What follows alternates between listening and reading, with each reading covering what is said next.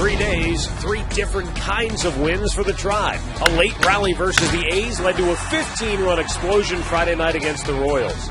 And last night, as Drupal Cabrera sent the fans home happy for the 3rd straight night. Today, the Indians look to make it 4 in a row next on Channel 3.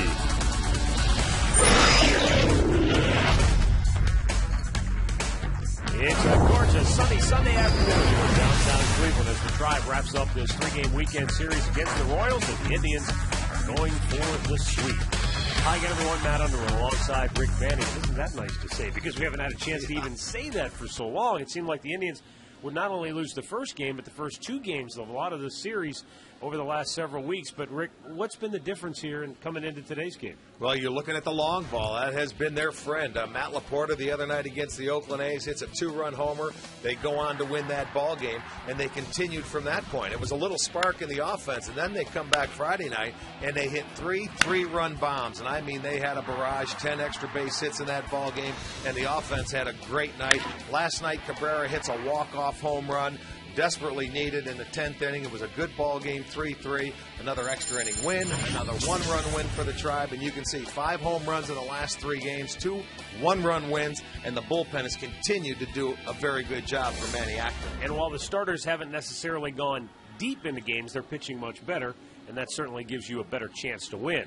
And that's what they're looking for today from Fausto Carmona, who has had a very rough month of August. Well, Fausto is starting to try and power his way through. He's not pitching like he once was earlier in the year where he's ahead in the count, getting hitters to chase his pitch. Hopefully he can come back, get ahead of the Kansas City hitters. Now, the Kansas City Ball Club is a team that can get a lot of base hits. Fausto's going to have to pitch from in front, get him to swing at his pitch, and we'll see. He desperately needs a win. He's lost his last 4 starts. He's 1-4 in the month of August. He'll be facing a guy, Bruce Chen, who is 2-0 against the Indians this year with an ERA of over 7 and a guy that likes to nibble. So they'll have to remain patient offensively to try and get to Chen today. It's the crafty Chen against the powerful Carmona. The matchup here this afternoon, and we've got it all for you next on Channel 3.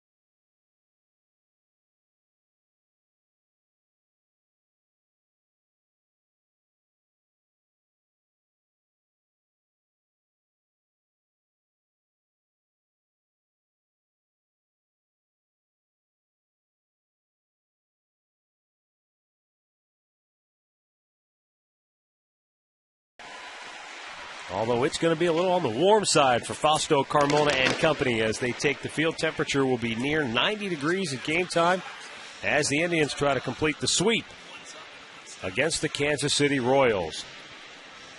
Let's have a look at the KC starting 9 for Ned Yost's team.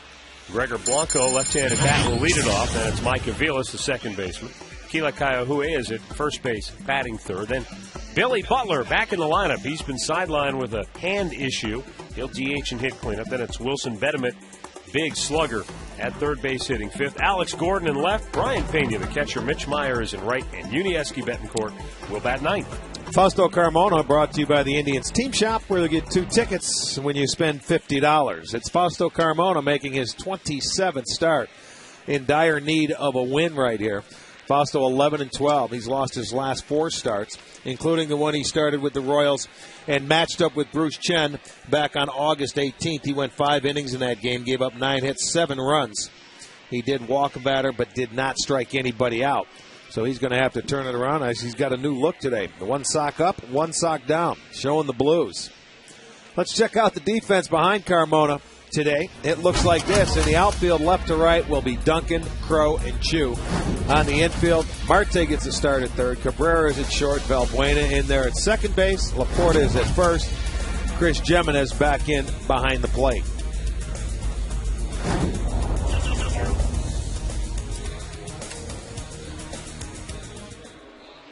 Darryl Cousins, the crew chief behind the plate. Mike Estabrook at first, Jim Wolf second, and Jim Joyce is down at third. There's the unusual fashion look for Fausto Carmona. You know what? He doesn't have the elastic in that one leg, and it won't stay up there, I don't think. Gregor Blanco has done a nice job in the leadoff role for Kansas City. Takes a strike. He's gone 5 for 9 with a double in the series. Well, 4 hits on Friday night. They could not get him out. Chokes up on that bat, takes a called strike, and it's quickly 0-2.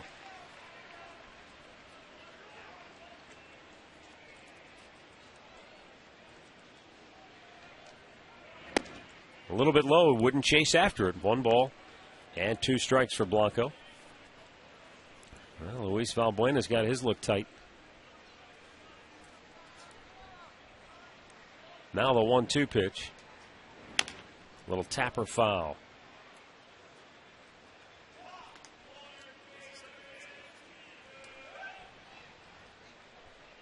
Indians come in 53-76 on the year. Royals a game in front in the division, 54-75.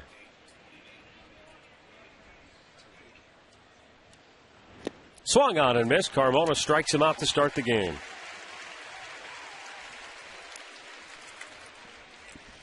Well, you can see Blanco shaking his head, but that's what happens when Carmona gets ahead of hitters. They chase that good sinker out of the zone, a changeup. And it had, you could see the deep grip of the baseball, the changeup he gets out in front of and chases it. For Carmona gets strikeout number 1.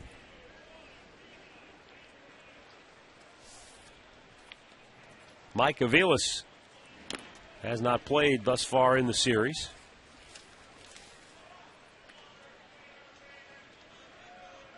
In his last game that he played on Wednesday, he had 6 at-bats and went 1 for 6. Well, it's funny because Getz was the second baseman here the first 2 nights. And you figure against the tough right-hander like Carmona, you would put a lefty in there, but Aviles gets the start today. So, and isn't that the way it goes when you're the part-time player? You seem to get your opportunities against the nasty tougher pitches. Ones. Yeah.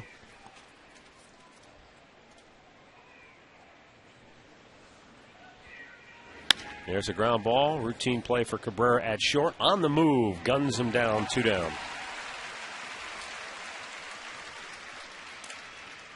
Now to bring up Keelet Kaiahue. Big left-handed hitting first baseman for Kansas City. But thus far, has not really panned out for the Royals. Not that he still couldn't blossom into the power-hitting prospect that they envision. But you just have to wonder when it will click for Kaiahue and when he'll turn that corner. Well, they have nothing to lose. They have to find out what they have. As we talked about, Rick, the numbers he's put up at AAA, I mean, it's not like he has to go back and show you. He's done it all there. It's just a matter of making that next big step. They had him up before. It was, I don't know if it was last year or the year before to give him an opportunity, and it was never a prolonged opportunity, but you have to see what you have when you have Butler, who is basically a DH, but he does play first.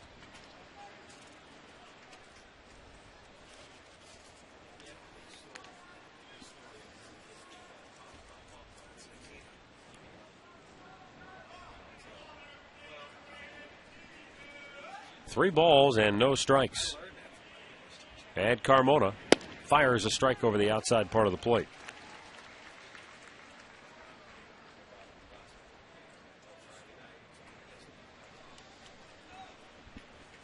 Fausto winds, fires, strike 2 called, full count.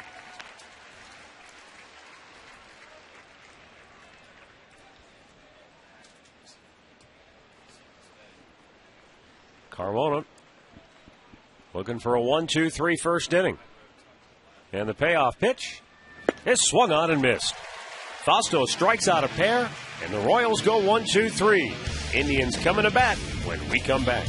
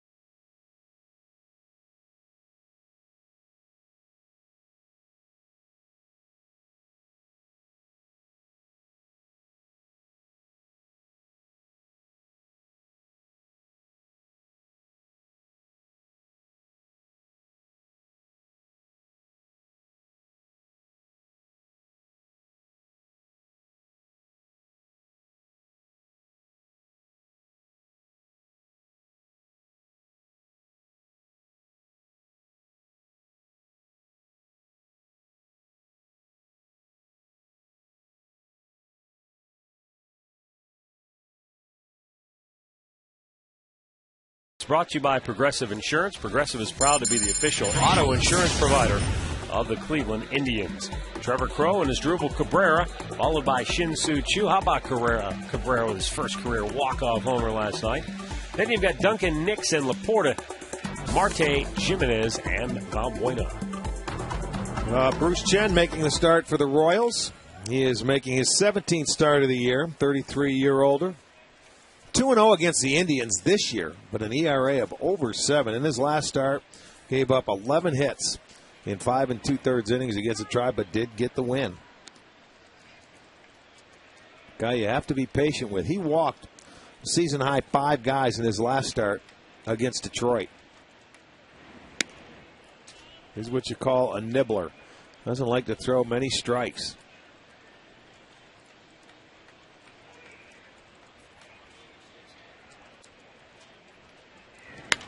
Popped in the air, right field. Mitch Meyer, 1 down. Here's our great clip of the game, brought to you by our friends at Great Clips. Last night is Drupal Cabrera with a little bat flip for some theatrics at the end. First career walk-off home run. Relax, you're at Great Clips.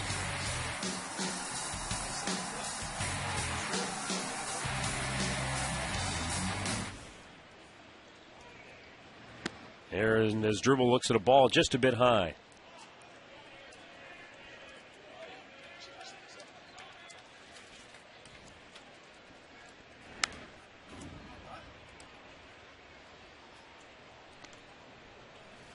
One ball, one strike.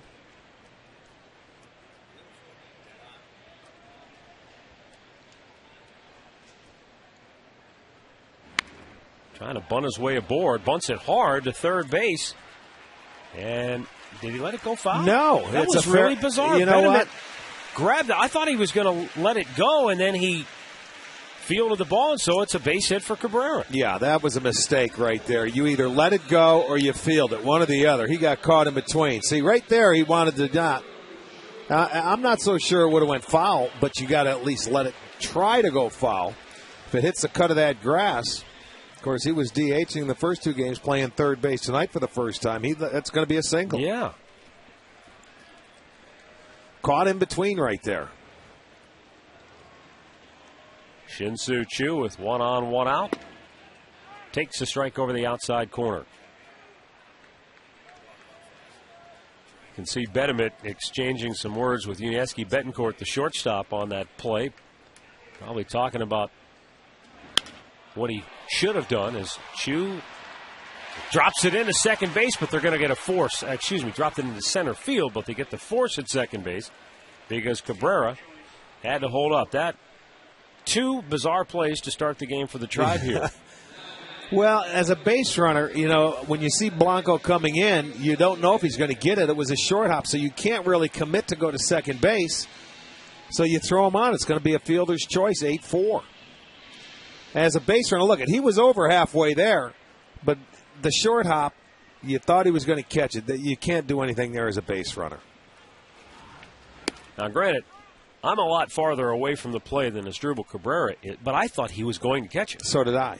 I was surprised when he didn't, so I can he understand went over why Cabrera, halfway, and that's all you can do. Any farther, if he catches the ball, he throws him out at first base anyway, and it's a double play. So it was just one of those tweener plays.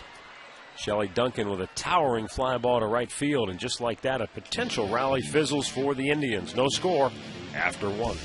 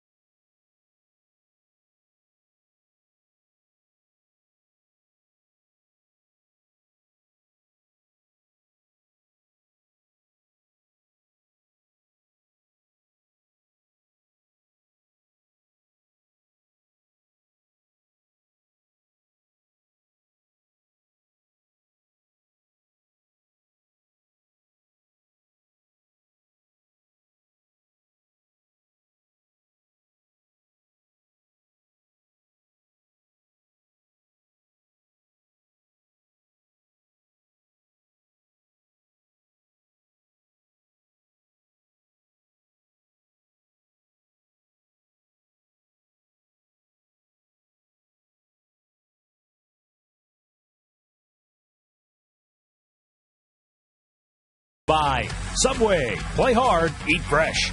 By Continental Airlines, work hard, fly right. And by your Northern Ohio Toyota dealers. Billy Butler will lead off inning number 2 for KC, and he takes a strike.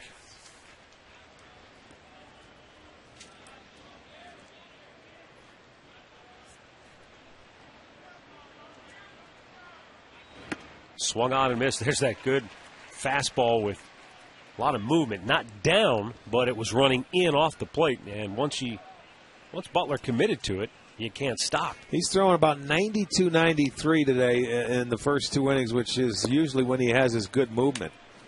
Last start, he was throwing some pitches up there about 95, 94, 95, and it seemed like everything was up and it was flat. He wasn't on top of the ball where it was going down.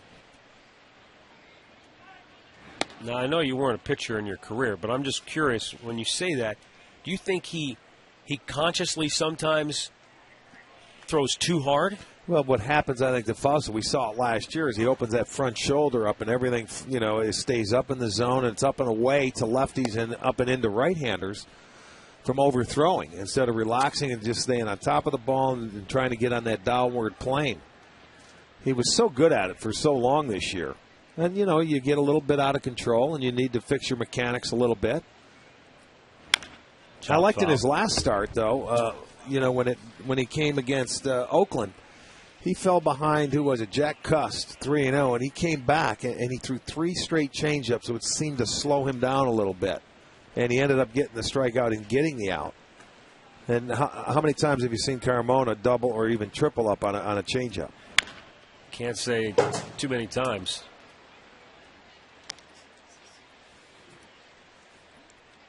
Well, the other thing, too, about sinker ball pitchers that is a familiar theme is that when they're tired, they get more movement. So more velocity is usually a bad thing for a sinker ball pitcher. 3-2, hit on the ground hard to third. Marte takes the big hop, pulls Laporta off, but he applies the tag for out number 1. Time now for our achievement of the game, brought to you by PNC Bank. For the achiever in us all. And Frank White, one of the all-time greats of the game. A long-time fixture in Kansas City, even after his long-time playing career ended. Well, he managed in the minor leagues. He was down there as in uniform, but a terrific person. Does a nice job now for the Royals on television. Kind of interesting. Do you notice Frank's got the seat, the higher seat. Ryan Lefebvre, he's got the normal seat. Frank's up high. He's got the perch. No, it's just Ryan's a midget, and Frank's really tall. Frank's actually 7 feet tall, the tallest second baseman in the history of the game. Sometimes when you sit and watch some of these games, you like to be up where you can see the whole field, and obviously he does. Strike over the outside corner to Wilson Betterman. It gives him better range. He had some range out at second base with the best of them.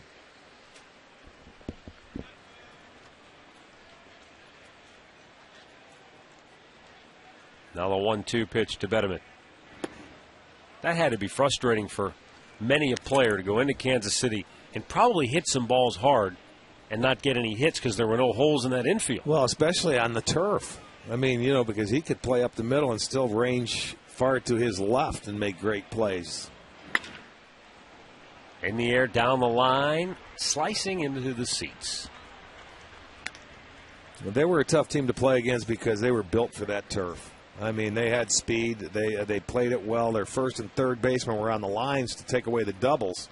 And their second baseman and shortstop had great range and made a lot of good plays, and they had terrific outfielders. And like the Orioles maybe earlier, I always think of the Royals as a fundamentally sound organization back in those days. 2 down as Betterman grounds out, and that'll bring up Alex Gordon.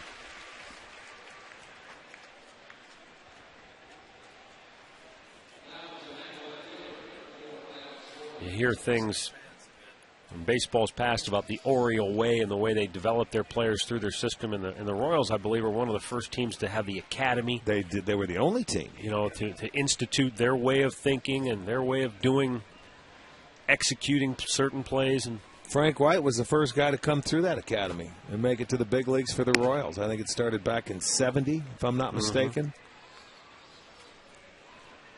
Well, they were clearly the benchmark. They took over after Oakland dominated, the Western Division. The Royals then took over and dominated for quite some time. Swing and a miss by Alex Gordon. He's 3 for 8 in the series.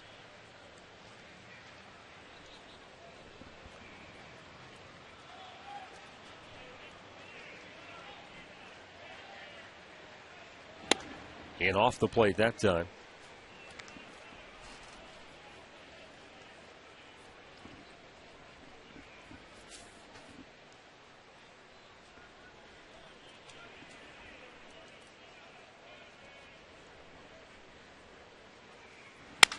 Off the end of the bat, that's going to drop for a base hit. And the Royals have their first knock against Carmona here today with 2 outs in the second inning. Nothing you could do here off the end of the bat, and he flares it into left field. Maybe just a little too much of that plate. It's an off-speed pitch, a changeup. But Gordon stayed on it enough to get the base knock. Well, and he's had very good numbers against Carmona.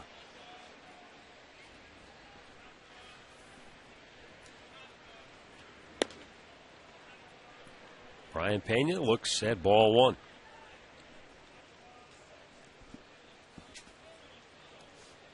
Just his 14th start of the season. Yeah, you don't get much playing time when Kendall is the everyday catcher. I was curious to see if they'd give Jason the day off today.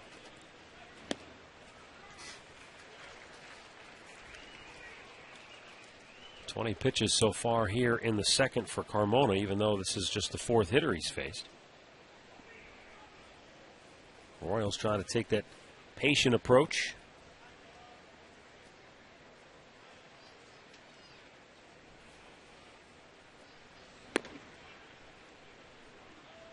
Two balls and a strike. Chris Jimenez will get a new baseball. Yeah, you talk about Jason Kendall. Guy's caught over 2,000 games in his career. The days off are very rare. Wow. Well, over 130 games for 8 straight years? That's a very demanding position. He just continues to roll. In his 15th season. 3 balls and a strike. And I don't know if this is Carmona nibbling as much as it is not being able to find the right command here in the second inning. First time he's been out of the stretch.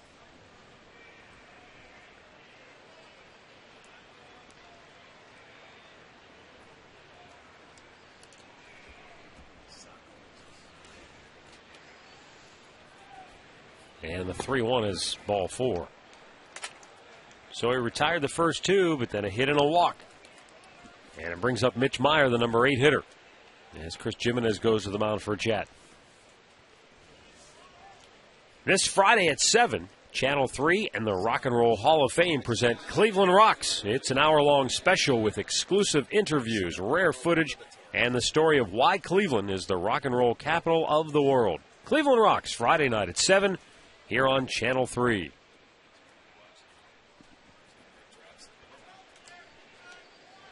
Two on, two out now for Mitch Meyer. There's a strike.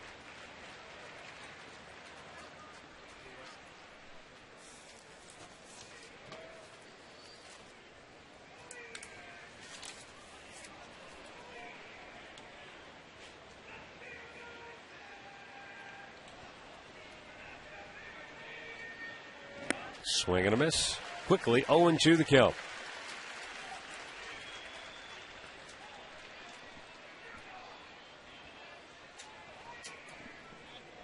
So Carmona trying to get himself out of this jam after he had the first 2 out in the inning.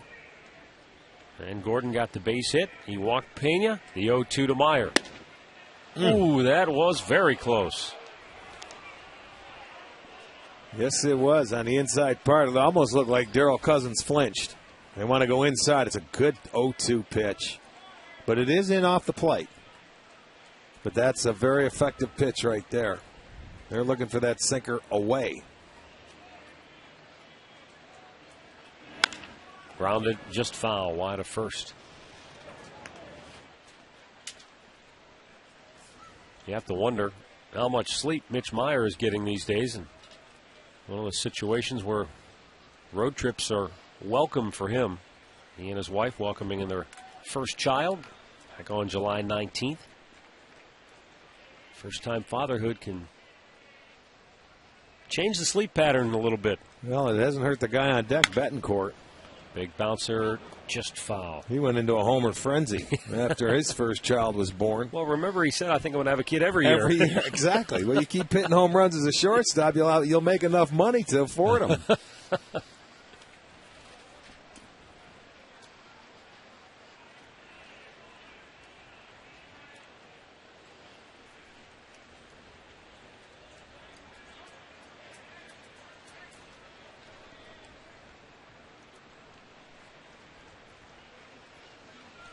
Carmona taking a little extra time here. Now sets and deals. And it's popped up. Third baseman Andy Marte near the bag. Has it in foul ground, and the inning is over. No runs, a hit. 2 men left to board. Middle of the second, no score.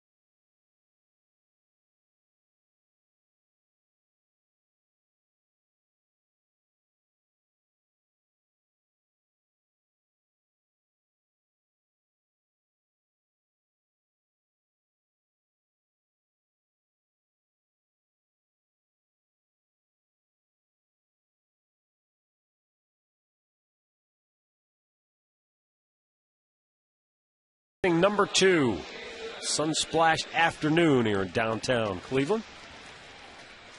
Jason Nix, Matt Laporta, Andy Marte for the Tribe. Not too many kids' fun days left on the calendar. No, you're right. Next time we come home, it'll be September. What do we have? 2 left, I think. One with Minnesota in town, and then I think Detroit to end it up. I think you're right, yeah. That sounds right.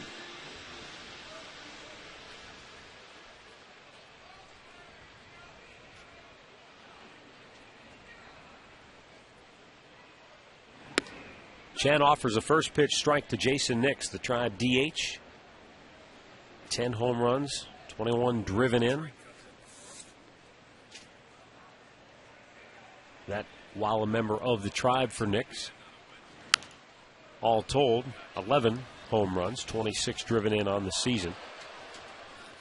Remember, Nix started with the White Sox. They let him go. And he's trying to make the most of an opportunity here with the Indians. 48 games with the Tribe. He's batted .270. Pitch outside, and I think if you look at Nix with the idea of a utility guy who can help you out at second base if you need him there, can play some third, I think he fits perfectly. If you're talking about an everyday third baseman, well, then I think you're still in evaluation mode. Well, I think he's better at second than he is at third. I he's would a agree. natural second baseman. He looks much more comfortable in the middle of the field, and he'll be the first to tell you, hey, it's not easy to go from the middle of the field to a reactionary position where, I mean, that ball's on you in no time. Yeah. It's hard for anybody. We saw last night, Willie Bloomquist was playing over there for Kansas City. 2 balls he messed up, and he's not a natural third baseman, but you know, you break back on balls, and that's a position that, boy, it takes a long time to learn the reads off the bat. 2-2 pitch. And Nix is out looking. 1 down. First strikeout for Bruce Chen today. Let's check out that defense behind Bruce Chen this afternoon. It's Gordon, Blanco, Meyer in the outfield. Benjamin, Betancourt, Aviles, and Kaiahui. Look at those names on the infield with Pena behind the plate.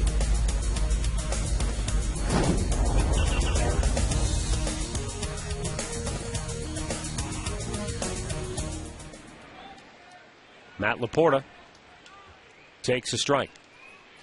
Utility players definitely fill a much needed and important role on a ball club. And it's nice to have guys who have some versatility, who maybe in a pinch can move around on the diamond. But I always remember your old teammate Mike Hargrove, one of his favorite axioms was everyday players are everyday players for a reason. And that way, if you've got a shortstop and a third baseman and they play there every day, they make the plays because they're there every day, day in, day out. And as you said, it's not easy to go from second base, say, to all of a sudden now you're at the hot corner. Right. Maybe occasionally. Right. But now if you're asking a guy, hey, we need you to play there for a month, well, all the deficiencies are going to start showing up now. And it happens at any position, too. You might be able to get by for a couple of games. And that's what a utility player does. I mean, you know, you get a couple of at-bats. Actually, utility players are used more in the National League because they have more opportunities to play. You don't pinch hit as much in the American League with the DH as you do in the National League, and they're going to get more playing time. Pinch hit for the pitchers, you get double switches.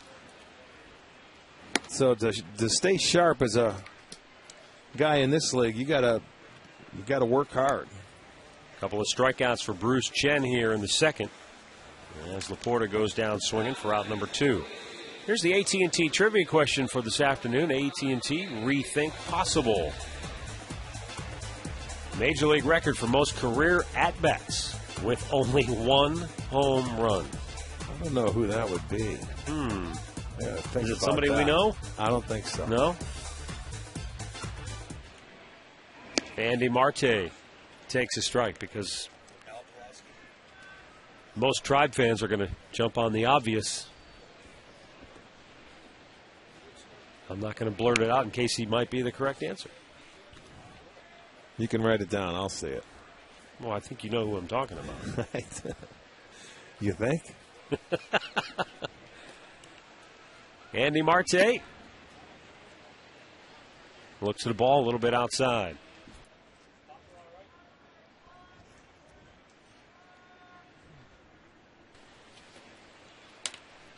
Now the 2-1.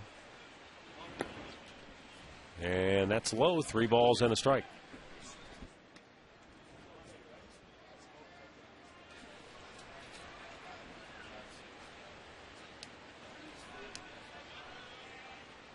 The 3-1. Off the end of the bat. Center field, Blanco. Tribe goes 1, 2, 3. And after 2 innings of play, we are scoreless in Cleveland.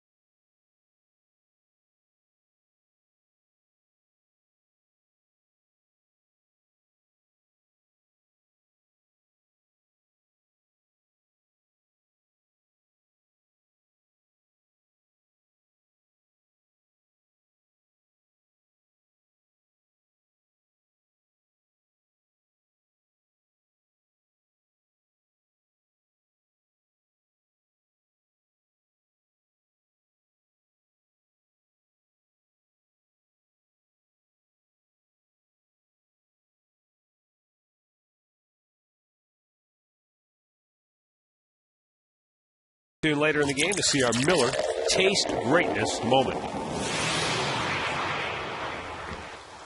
And it is exactly that, a moment. One singular moment.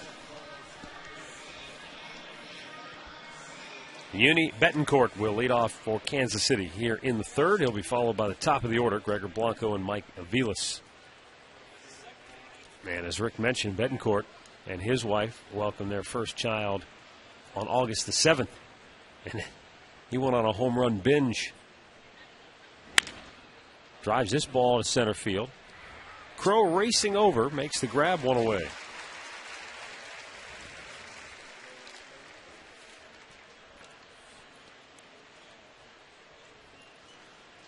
Send along happy birthday wishes. Beverly Hovanek of Olmsted Township is turning 60 today. Beverly, happy birthday to you. And we got to send along our get well wishes to our boy, John Creepop Popper. Home today, but I guess he's doing fine. So, Popper, you can't stay hot. Let's go. He's been on a roll here. Popper, your number today, by the way, is 5. In case you're wondering. He is. Now the 1-0. A little bit outside. 2 balls, no strikes for Gregor Blanco. Struck out his first time up today.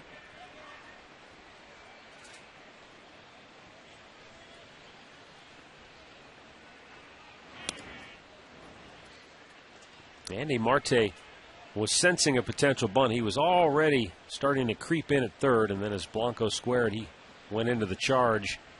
But that pitch, no chance of putting it in play, and now it's a 3-0 count. Finds the zone. Well, that's all part of Blanco's game plan. You know, chokes up so much, he's a little slap hitter, and if you're going to lead off, bunting is going to be part of his game. So you'll always have to pinch in at the corners. And he walked him. one-out base runner for Mike Aviles. Well, the White Sox will be coming into town tomorrow night. It'll be a 3-game series, Wednesday being a day game, and you can check out the AM/PM all-you-can-eat seats. Get unlimited dogs, nachos, peanuts, popcorn, and Pepsi products for just $32 a ticket. Visit Indians.com or you can call 216-420-HITS.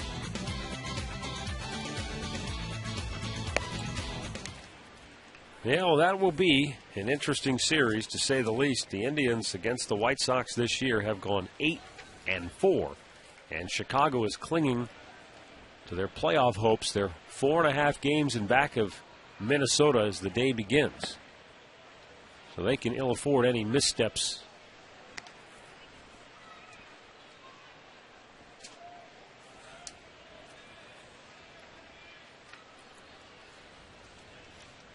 You're right, with the 3 remaining against the Twins. Yeah. That's it. So they're just going to have to win every series and hope Minnesota loses a couple. Double play ball to second. Valbuena gets one there. Cabrera's relay not in time. Ball took just a little too much time getting to Valbuena. That extra hop in between cost him a shot at turning 2. And give Aviles credit for hustling it out. You can see Valbuena, he had to wait back on that in-between hop. Otherwise, they might have had a chance to turn it, but he did everything he could. 2 down for Kaiahue, who struck out his first time up. The Royals' number 3 hitter. 1 for 8 in the series now.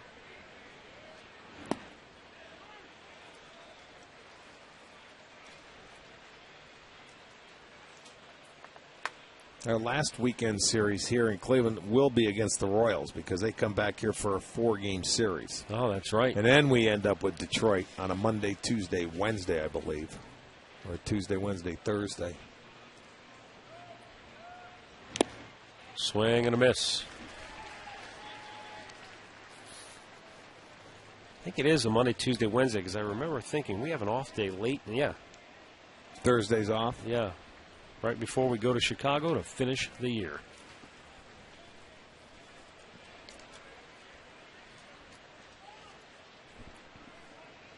Aviles, the runner at first, has 6 steals on the year.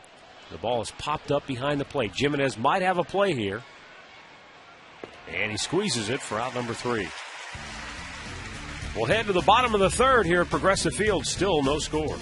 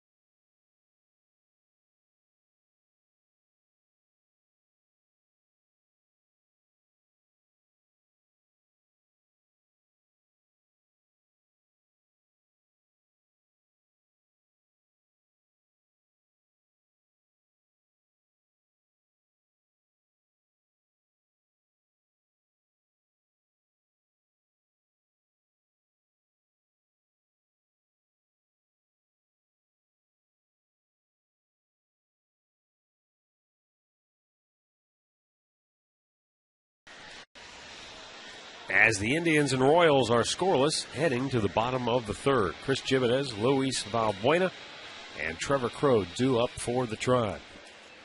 Left-hander Bruce Chen has struck out a pair and has allowed one base hit through the first two frames.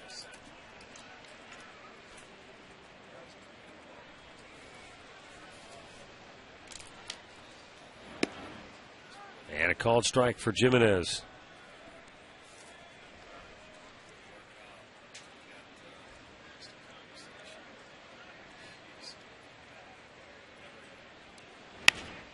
Rope foul left side.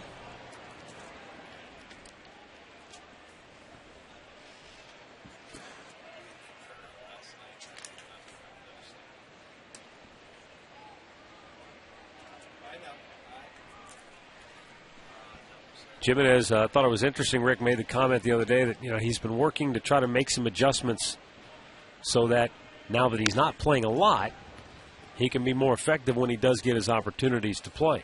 And that's that adjusting to your role where you go at AAA, you're playing every day, to now you're in the big leagues, you're not playing every day.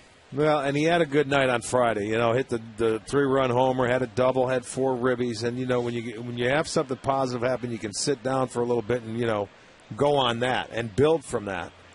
But it's not easy to play, occasionally, once a week or something like that, because you really don't get to know the strike zone. And he doesn't know that the pitcher's in the game to begin with. It's all, he's facing a lot of these guys for the first time. And the 1-2 swung on and missed. Chen has struck out 3 here today, and with 1 out in the third, that'll bring up Luis Valbuena. Our Subway Fresh Face of the game brought to you by Subway.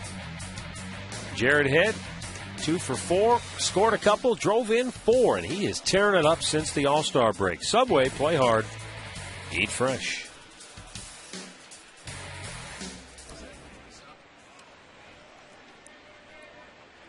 Chen, 7 of 8 first pitch strikes so far today.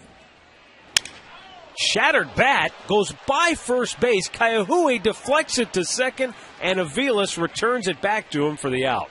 Wow. I don't even think Kaihui saw the bat. And that's probably a good thing. Yeah. I mean, the backhand, and Valbuena ends up picking up his own bat. Another weird play. Have you ever seen a 3-4-3 put out before? No. I mean, it went right to Aviles. That's the first time they swung at the first pitch. And look at where the barrel goes. He didn't know where it was. He was right there at first base, and it was an easy 3-4-3. So Valbuena cleans up his mess, picks up the barrel, and heads back. That's a strange play.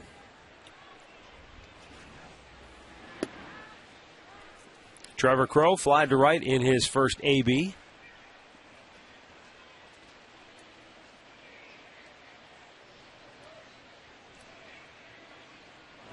Breaking ball, dips low.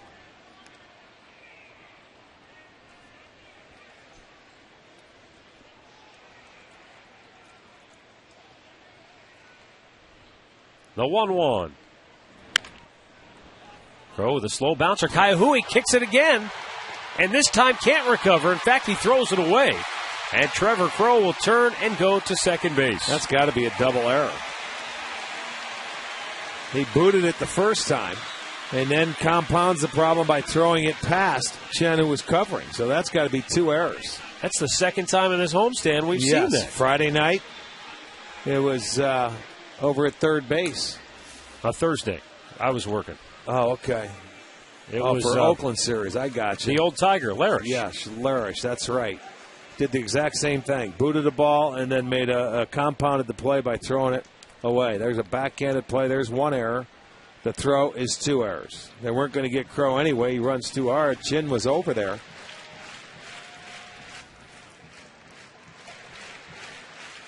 As Dribble Cabrera pops it foul back out of play. He had a bunt single his first time up.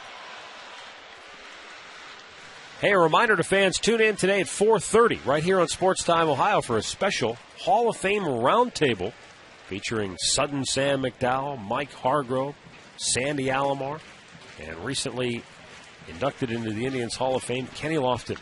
That's today at 4:30 right here on Sports Time Ohio. That'll be a lot of fun. Yeah, Bobby had an opportunity to do that that weekend when they were all together.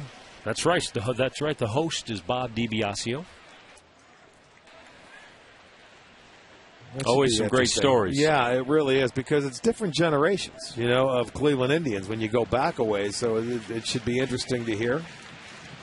I remember Bobby saying that they talked about one of Sudden Sam's infamous games where he threw, I don't know, some ridiculous number of pitches, 170 maybe. Oh, yeah, easy. And the reactions of Sandy Alomar and Kenny to that were priceless. The 0-2. Ground ball to second. Aviles fields it cleanly, and Kaihue puts it away to end the inning. We've played 3, no score.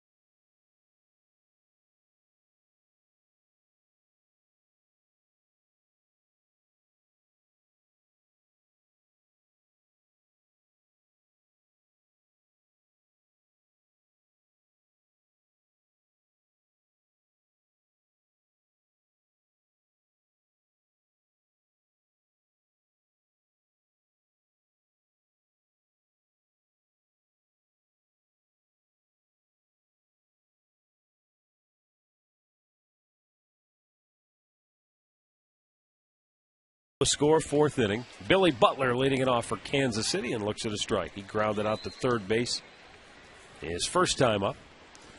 First game Butler has started in this series. He did have a pinch hit appearance late last night in the 9th inning. He's had some hand problems. His manager, Ned Yost, is hoping that some rest will get Butler rolling. He said he's hoping for a big September from Billy Butler, and that's a base hit into left field. He's 1 for 2 now today. Well, you can see he stays on the baseball nicely, finds the hole between short and third. He's got an interesting streak going that I'd never heard this one before. That's his 93rd consecutive series where he has had a base hit. 93rd consecutive series. That is correct. And I was going to say today he's at 92, but could be in jeopardy when you're only going to get maybe 4 at-bats in this game after he played last night. But there's the base hit, and it will continue. Any idea historically relevance? Well, they have some notes in I got to see who the leader is of all time. I think he passed Willie Mays Aikens.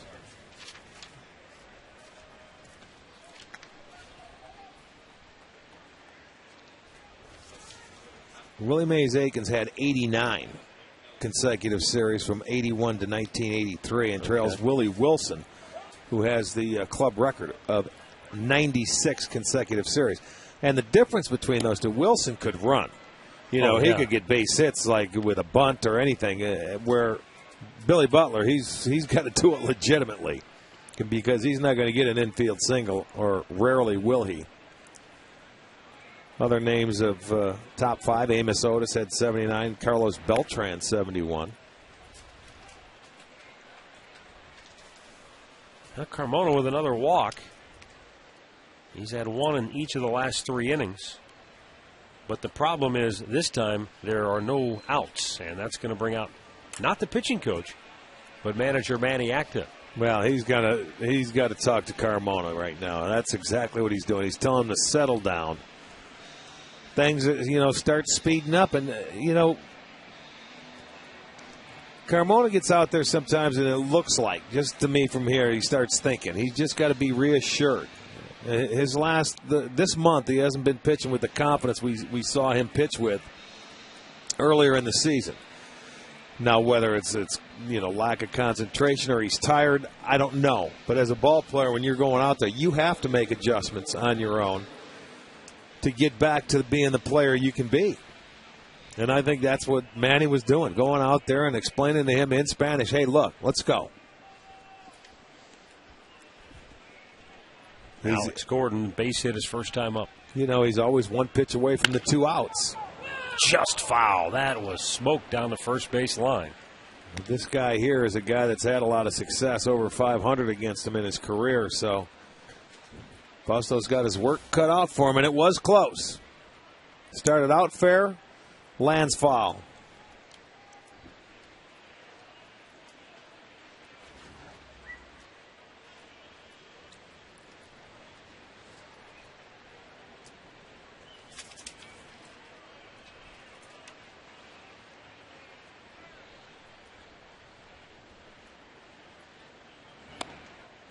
Down and in. Ball and a strike to Gordon.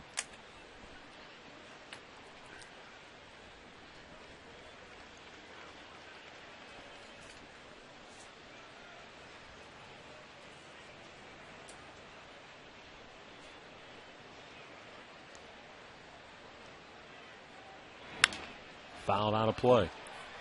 A ball and 2 strikes. In that trip to the mound that Manny Acta took, it reminded me, and I think we talked about this before, but I found it very interesting. If you noticed, Carmona looked down at the ground almost the entire time that Acta was speaking to him. And while in the United States you would think that might be disrespectful because you're taught to look people in the eye, where Carmona is from, in the Dominican, in his culture, it's disrespectful to look an elder in the eye. If someone is older than you and is speaking to you, trying to teach you something or tell you something, you're taught to don't look them in the eye. You look down. Almost listen, yeah. Well, we have talked about that before. Now the 2-2. And the count goes full. And the pitches are piling up for Fausto. 65? Is that right? Already? That's right. Yep.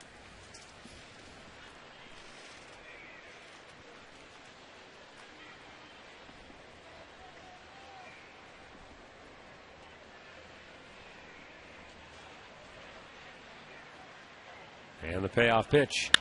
Ground ball, base hit into right field. Coming around third. Butler is going to get the hold sign. Chu kicked a little bit, and it was too late to get Butler restarted. Yeah. They wanted to try and send him, but once he put the brakes on, it's tough to get that big freight train rolling again. Yeah, you're exactly right. We saw it the other night with Hafner running the bases where Smitty tried to get him going after Gordon slipped in left field. Big guys can't get it restarted again. And, with Chu out there, the ball was hit sharply. It gets past Valbuena, and, you're expecting Chu to field it cleanly. But when that ball jumps up on his glove, I'll tell you, if he would have restarted, it would have been close even if he sent him to begin with.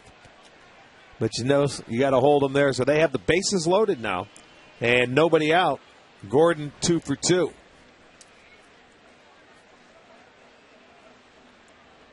Brian Pena walked in his first trip to the plate. Takes a first pitch strike.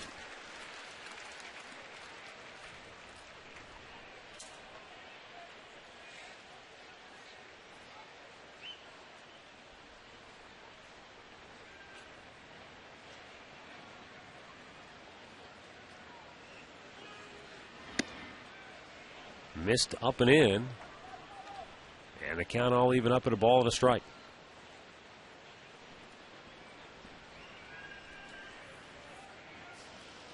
This was the case Friday night. Kansas City leaving 16 runners aboard. They weren't able to take advantage of all the hits that they had. There's a drive deep to center. Crow racing back. He's there. He'll make the catch. Royals will take the lead as Butler scores. Betterman tags at second and moves to third. 1-0 Kansas City. Runners at the corners. And 1 out now here in the 4th inning. Brian Pena with his 6th run batted in. Let's pause now for station identification. You're watching Cleveland Indians baseball.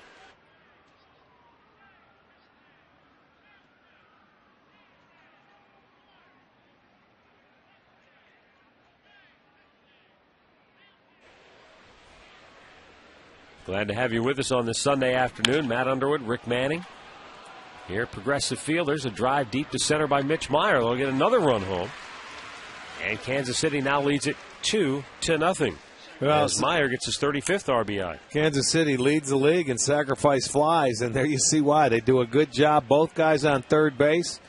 They use the big part of the field, back-to-back sacrifice flies. Well, and Pena's sac fly set it up because he hit it so deep that it enabled that runner at second to tag and go to third. And so 2-0 Royals with 2 down, and Yuniesky Betancourt, the batter, with a runner at first. He drives it to center field. Crow makes the catch, and the inning is over. But it's now the Royals 2 and the Indians nothing.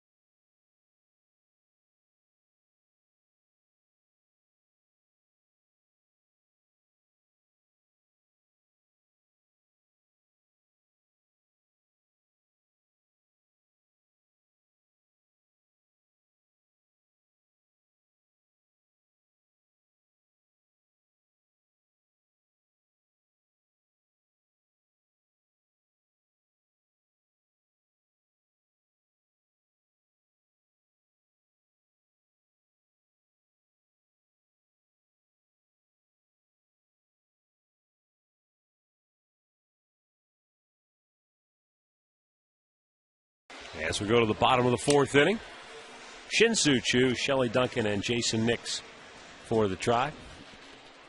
Chris Jimenez talking to Carmona. Looks like you're talking about mechanics.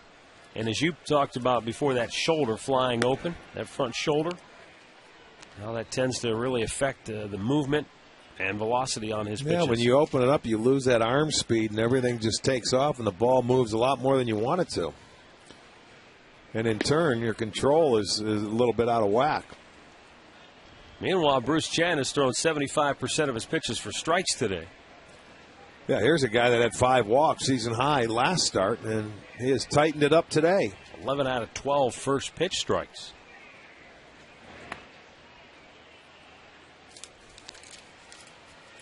Whole different ball game when you're pitching ahead in the count. Well, that's what all pitching coaches strive for. And you know, how many times do you think they say it's important, get out there and get strike one during the course of the year? There's only one guy that I can immediately think of who is the exception to that rule, and that's Paul Byrd. Because, you know, he would throw so many strikes that he would give up a lot of 2-strike hits. Swung on and missed. And Chu is the 4th strikeout victim today of Bruce Chen. It's been kind of an odd day already here at the ballpark in terms of strange things. Betterment fielding that ball before it was going foul, and then you get the fielder's choice and the fly ball to center field. A 3-4-3 put out at first. A double error by Kaiahue. Yeah, it has been a little strange to this point. It's not all that common that you see back-to-back sacrifice flies.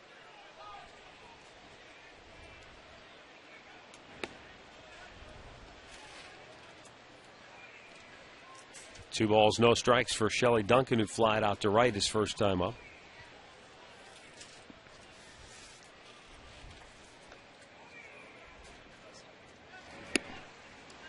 And Shelley Duncan. Well, Pena going to take a walk. He got hit with the backswing of Duncan on the elbow on the follow-through of that swing. He was out in front, and the follow-through comes back, and it gets Pena on the elbow. You can see him checking it out right now. Watch the follow-through. Ouch. Barrel of the bat right on that elbow. Yeah. That cannot feel good.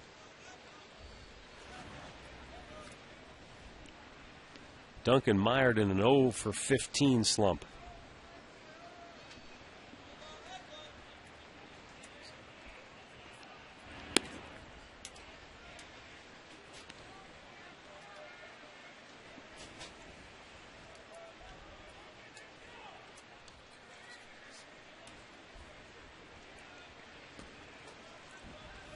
Chen delivers, and it's fouled away.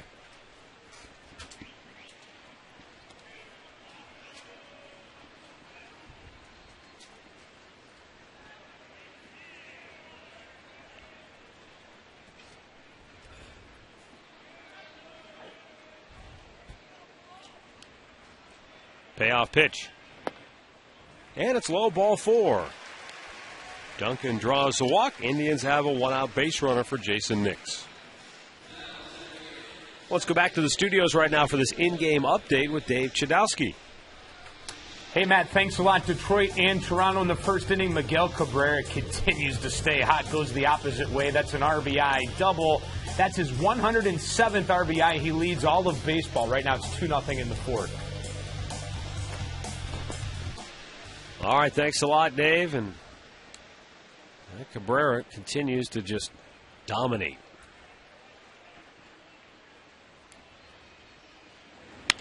There's a fly ball dropping into right field, and a nice sliding catch made. No, he dropped the ball. This is something else. Mitch Meyer still gets the force out at second base. Unbelievable. The ball was, I thought there was something down there. It was sitting right underneath him. Looked like he was going to catch it again as a base runner. You can't go. And then he has enough time to pick it up, throw it to second base. The second time the Indians have had a guy thrown out at second on a play. You see it goes off his glove, and Duncan thought he caught it. He almost had it between his legs momentarily. And then first base said, no, go. That goes 9-6 on the fielder's choice. Look, he almost squeezes it between his legs and it just squirts out. Oh, boy. Here's Matt Laporta, struck out his first time up.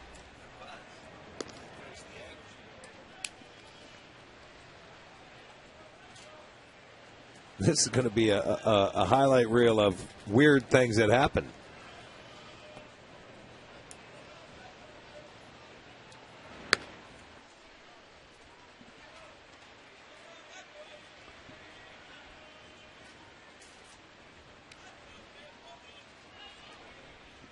He's got a pretty good egg right now on that elbow. Holy smokes. I wonder if that little gash on there is from the cupped end of a bat. If Duncan uses a cupped end, I think that may answer your question. Here we go. Laporta almost took out Andy Marte in the on-deck circle. If you didn't know better, you'd swear there was a full moon. No, that's past. That happened the 24th. That's the third time, I think, this homestand that we've seen Laporta launch a bat in a swing.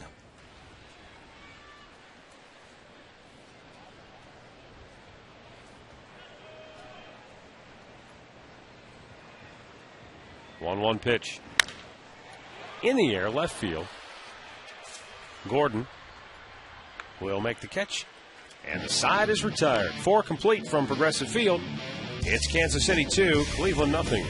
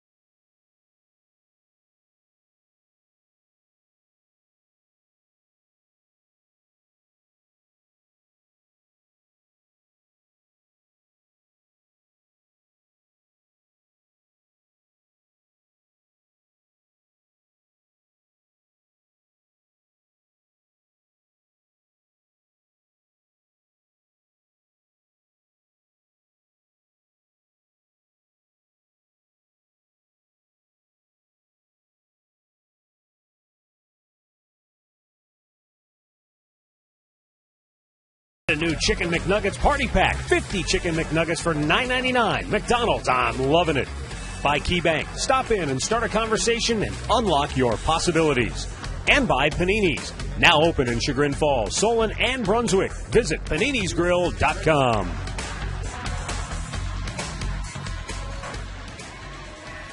Well, a weird day has taken yet another strange twist for the Tribe as we go now to the fifth inning. Luis Valbuena has shifted from second base over to third base. Jason Donald has now come into the game. He's gone to second base. And Andy Marte has gone over to first base. And the reason for all of that is that during Matt Laporta's last at bat, something happened on a pitch. We'll show it to you when we have a moment here. And then when he flied to left, he got down to first base rather gingerly. Lonnie Soloff, Indians trainer, went out, checked him out. And Laporta has left the ball game. It appeared, Rick, and again, we'll get another look at it. It appeared that he might have done something to his lower back. I noticed he sort of flinched early in that at bat. And I don't know if it's been something that maybe has been bothering him and it just flared up or what, but he's unable to continue. So a lot of shifting and moving around on the infield. That's exactly right.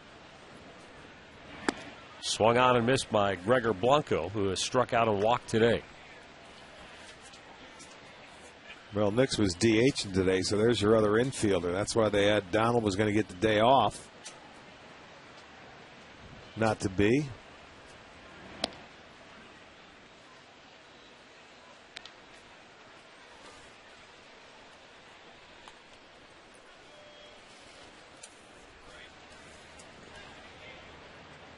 Now Carmona into the line on the 2-2. Bounced it in there, full count.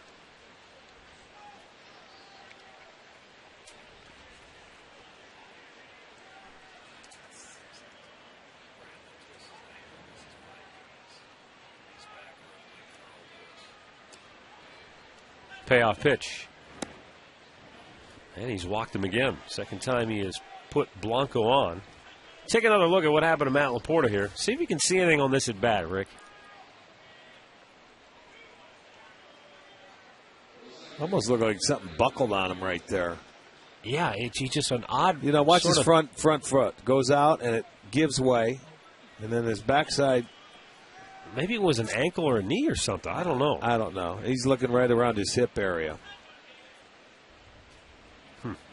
I don't know. Hard to tell. Yeah. We'll get an update, I'm sure, when they have one.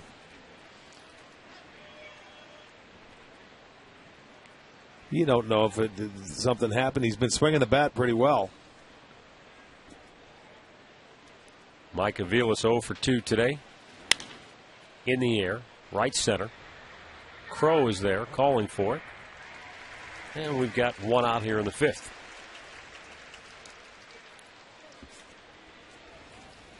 Our 5-star league leaders brought to you by the GMC Sierra. Never send a truck to do a Sierra's job. Fausto Carmona looking for one of those double play balls right here to get out of this 5th inning. He could use some quick pitched innings because the pitch counts have piled up on him today.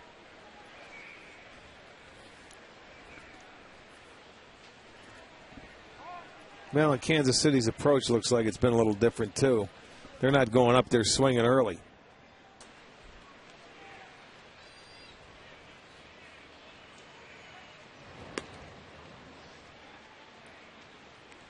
Well, you have to give former Indian Kevin Seitzer a little credit because I'm sure that's the hitter's game plan coming in was make him throw pitches. Don't be overly aggressive. Right. If you get something you like, go ahead, but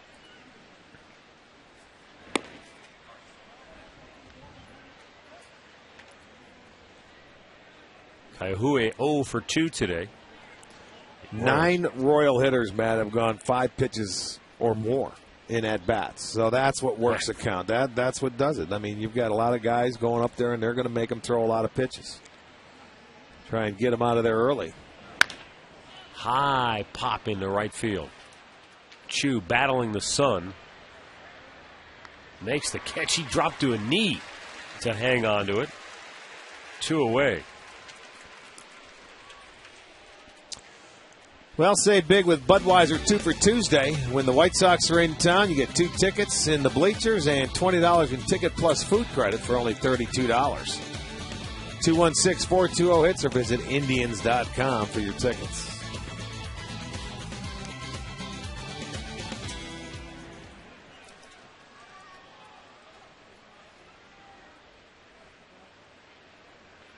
Runner goes on the first pitch to Butler. A strike is called, but a steal for Gregor Blanco, his 9th.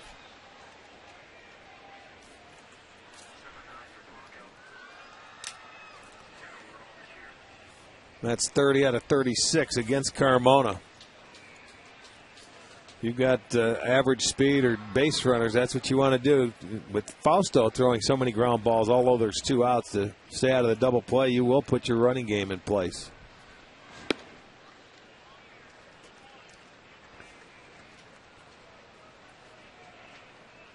Billy Butler with a base hit his last time up, came around to score, extending his streak to 93 consecutive series with at least a hit. He trails only Willie Wilson now, who did it in 96 consecutive series with the Royals for the all-time franchise record. I'm curious. I wonder how that stacks up, on other teams. That's the first time I've ever heard of that Me stat. too. I thought it was rather unusual when you were talking about it earlier.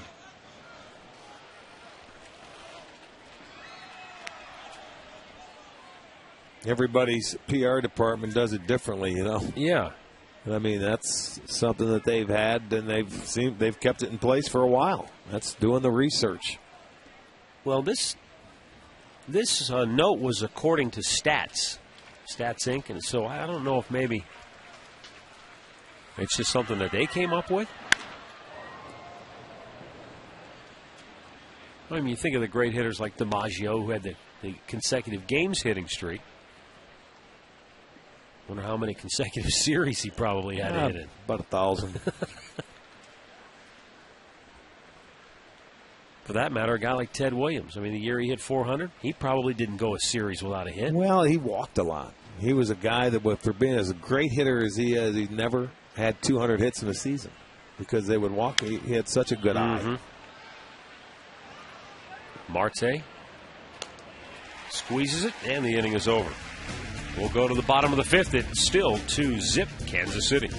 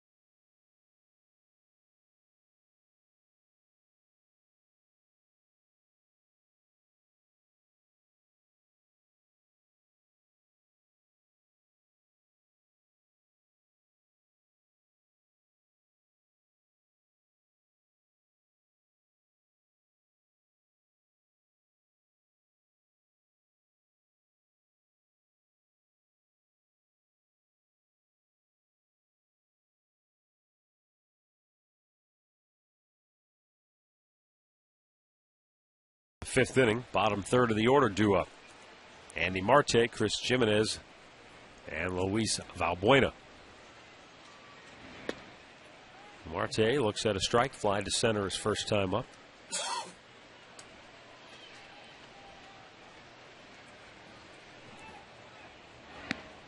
Special birthday wishes going out today to Kim Koza in Prattville, Alabama, celebrating her 18th birthday today.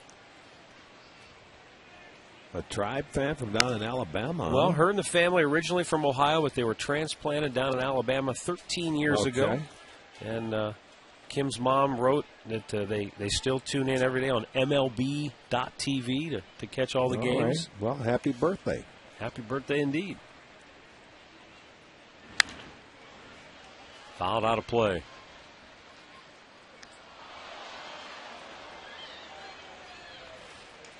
Boy, opportunity for a guy in the sweets. Right in his paws, and he booted it. He'll be telling everybody, like the fisherman, the one that got away. Deep to left, it's off the fence. Gordon plays it well, makes a great throw, and holds Marte to a long single. Boy, you can't play it any better than that. He may have been fortunate in that the carom came right to him. He chased that ball back to the wall, and sometimes you can get pinned up against the wall. Well, he hung him a big, slow curveball. And once he realized he made a nice stop because he ran himself deep. He thought he might have had a chance at it originally, then realized he wasn't going to catch it. So when he caught it cleanly off the wall, you have to hold up, even though the throw was a little long, but he played it nicely for not being a left fielder and not being his home park. And now Chris Jimenez was looking to bunt, took the ball outside.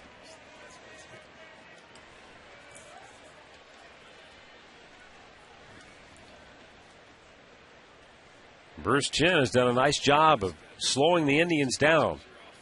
In the first two games of this series, the Tribe batted .356 as a team, but they have just 2 singles so far today.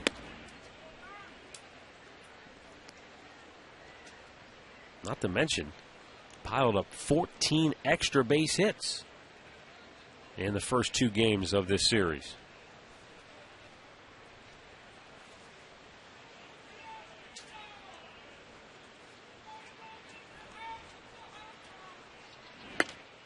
Inside, 2 balls and a strike.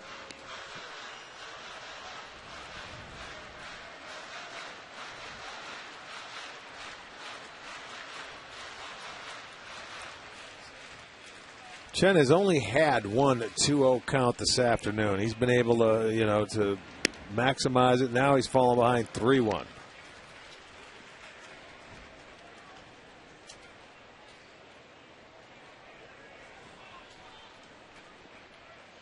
Well, he's finishing his second time through the lineup here. And he only gave up 1 hit first time through, and so far 1 hit second time through. Full count.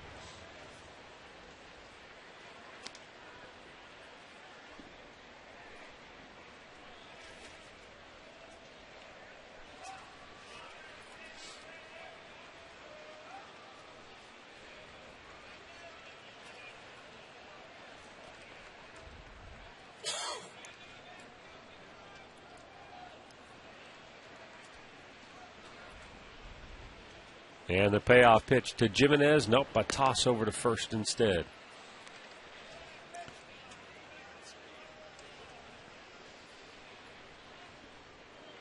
We haven't seen Chen throw over to first as much today, only because there haven't been many base runners. But normally, he will throw over there a ton.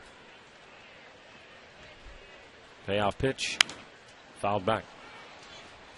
Yeah, he did that in his start again in Kansas City against them, where they gave up 11 hits. They had a lot of base runners constantly throwing to first base. And it's not as if he has a good move. No, he doesn't really. When it's coming from a left-hander, he just throws over there.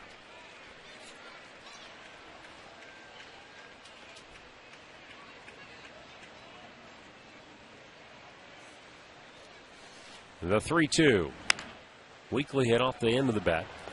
And the only play for Aviles is at first. He'll get Jimenez. And with one out, Marte in the scoring position now for Luis Valbuena. Well, you can meet a current Tribe player and watch the Indians from the field with Batting Practice Extra. Choose from 3 different packages. Options include Progressive Field Fun Money or Dinner in the Terrace Club. And Batting Practice Extra is before a few select games. 216-420 hits and reserve your tickets.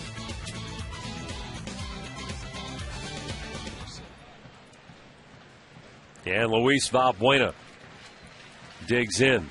Lefty-lefty matchup. Valbuena involved in a rare feat. He grounded out 3-4-3 in his first at bat. Hit the ball hard, but his bat exploded on him. And the ball caromed off the glove of first baseman Kila Kaiahue right to the second baseman Mike Aviles, who grabbed it and threw it back to Kaiahue to get him out at first. A game filled with some oddities so far today.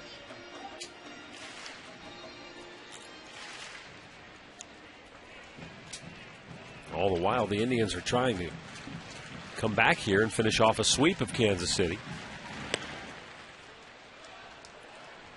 as well as extend their winning streak to 4 straight.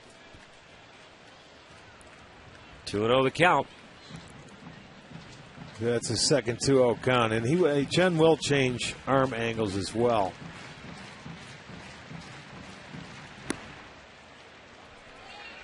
3-0. Trevor Crowe waits in the on-deck circle.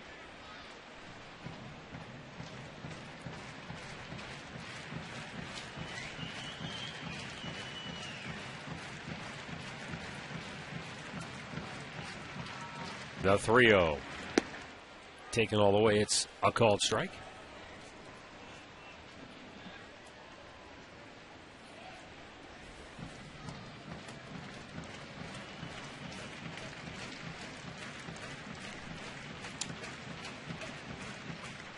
And on the 3-1, it's outside for ball 4. 2 on, 1 out, and now Trevor Crowe will be the batter. Well, coming up in the month of September, when the Indians hit a home run, right here on Sports Time Ohio, we'll give away Coca-Cola for a year. Winners will receive 24 12-packs of Coke. Visit STOHD.com and get yourself signed up to win a year's worth of Coca-Cola every time the Tribe hits a home run. Alrighty. I would hope that 24 12-packs is enough for a year. Maybe not. Not for you necessarily. No, I'm not. I'm a water guy. Our boy Hammy can go through some go. Diet Cokes now.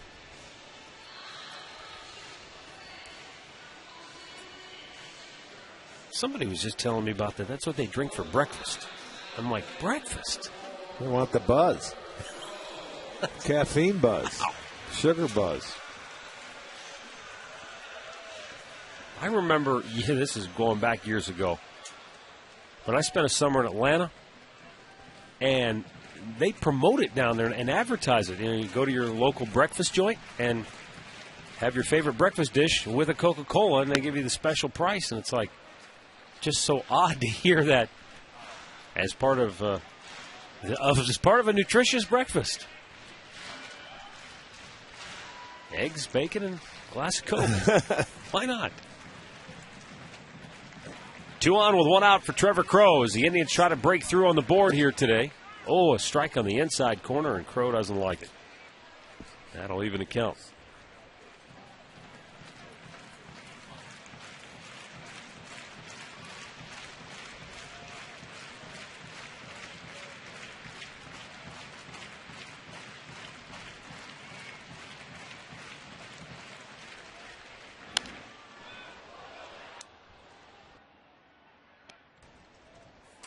One ball and 2 strikes.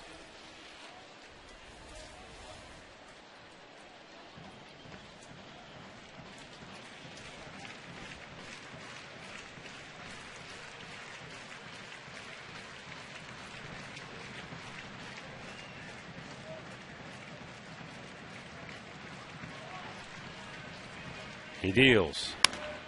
And it's popped up. Infield fly rule in effect. The ball is caught in foul ground. And we have 2 down. Well, that'll bring up Asdrubal Cabrera, who is 1 for 2 with a bunt single on the afternoon. Cabrera with the game winner last night, a home run in the 10th inning.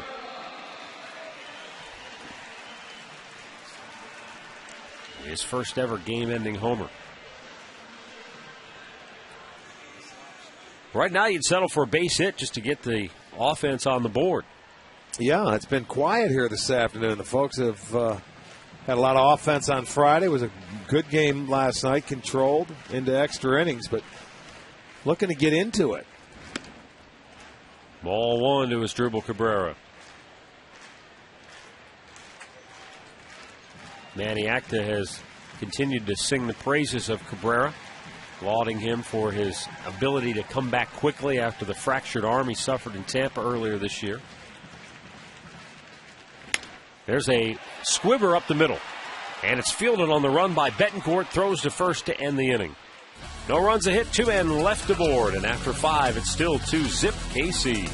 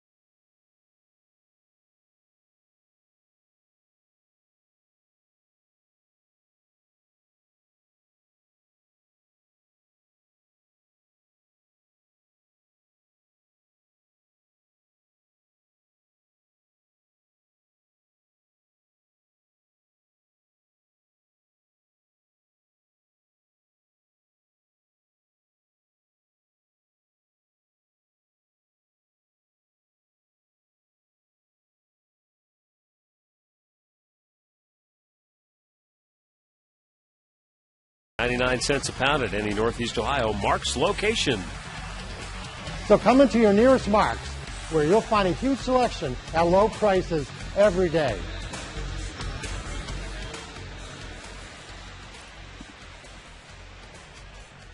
Well, the Indians are trying to go, but they're stuck in neutral so far here this afternoon. Only 2 hits on the day. Royals lead it 2-0 on back-to-back sacrifice flies in the 4th inning. Here in the 6th, Wilson Betemit to lead it off. He has grounded out and walked and scored.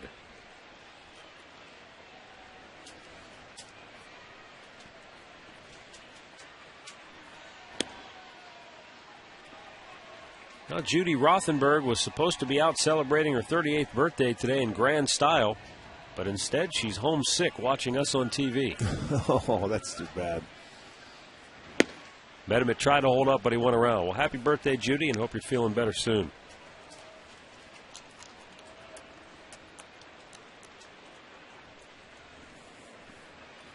A ball and 2 strikes for Carmona. Struck out 2 of the first 3 hitters to start the game. Has not struck out a batter since.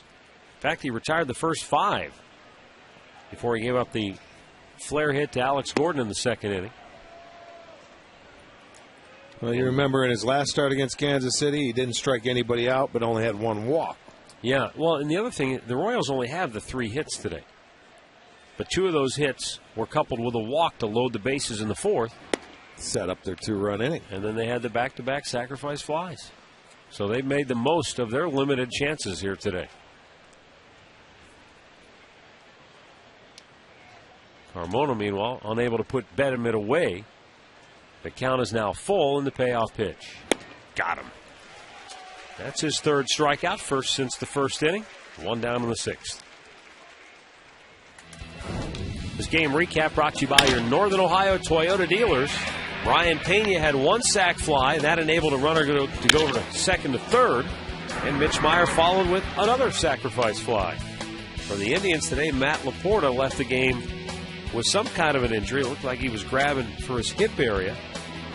He had to leave, and the Indians had to reshuffle the deck on the infield. Gordon with a lazy fly to center field. 2 down. Back to the studio one more time for a National League update. Here's Chud with the latest. Yeah, the playoff chase heating up. St. Louis at Washington. You know, St. Louis trailing the Reds. Here's John Landon, the Nationals pitcher, off the ace, Adam Wainwright. That made it 2-0. Right now it's 4-0 Washington in the fourth. Back to you. All right, thanks, Chud. Pena with a beautiful bunt, and that's a base hit for him.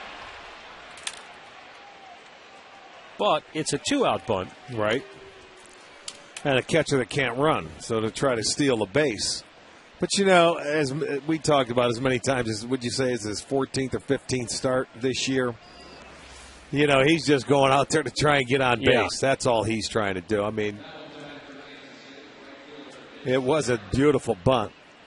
But, you know, if you're Carmona, you say, no problem. I've got 2 outs. Let's go. We need one more out, and we'll get out of the inning. I don't think you have to worry about Pena stealing a base. But there are some baseball guys who frown upon the 2-out bunt.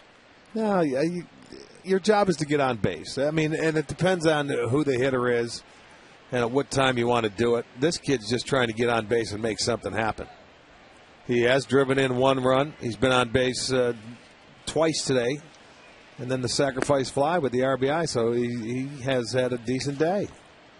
Plus, he also took one in the elbow on a backswing, so.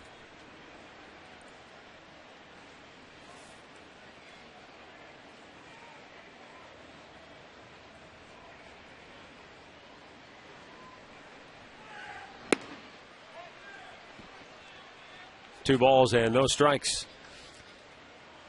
We have seen it before, though. You look back at the second inning after they had the 2-out single. Carmona walked Pena, you know, and you make them work. And sometimes Fausto has problems, you know, getting that third out of the inning. You're getting to the bottom part of that lineup, and the more pitches you make him throw, he's going to be right around 100 here soon.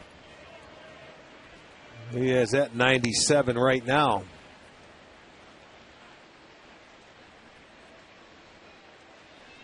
So that bullpen is going to get up, I'm sure, and start moving around here quickly.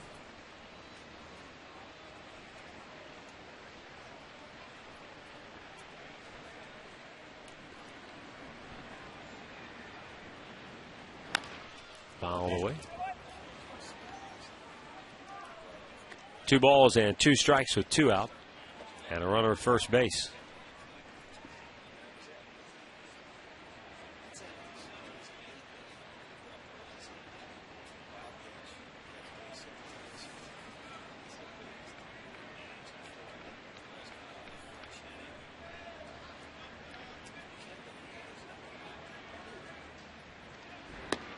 Low and away, and the count is full.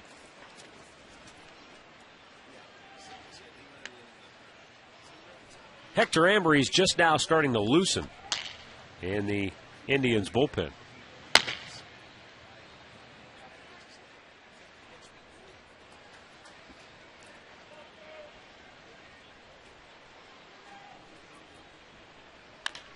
Ground ball, backhanded by Marte. The flip to Carmona, and he dropped the ball. So 2 on with 2 out. So now that bunt looks pretty good because you're making Carmona work now. I would imagine that'll be an error on Fausto. Yeah, that's got to be an error. It was over there. Marte got it to him, gives him a good flip. But when you're covering, he wants to look at the bag. He just never caught the ball. That flip was a little low, mind you, but it's a play that should be made. So now Carmona, the inning will continue. Tim Belcher going to make a trip to the mound here as Fausto is right at 100 pitches on the afternoon.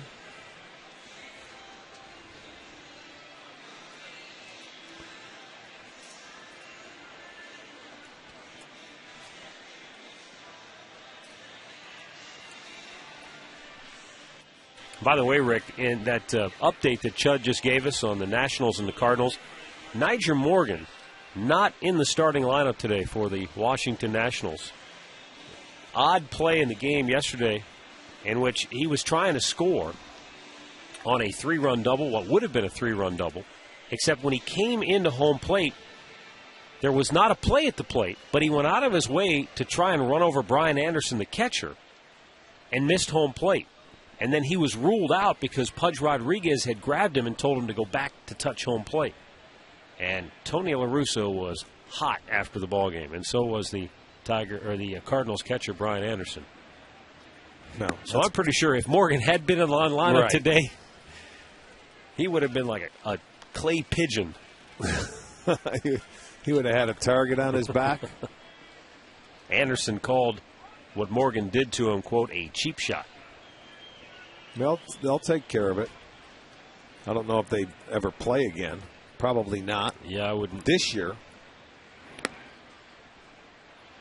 But as you know as well as I do, baseball players are like elephants. Yeah, they don't forget That's anything. right. Long in the tooth, baby. They remember. Somebody will remember that. File it away.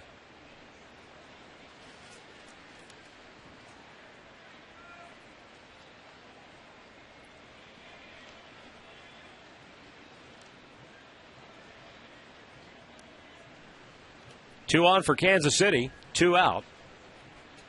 And the 2-0 pitch to Betancourt is swung on and missed. He might have chased ball 3 right there.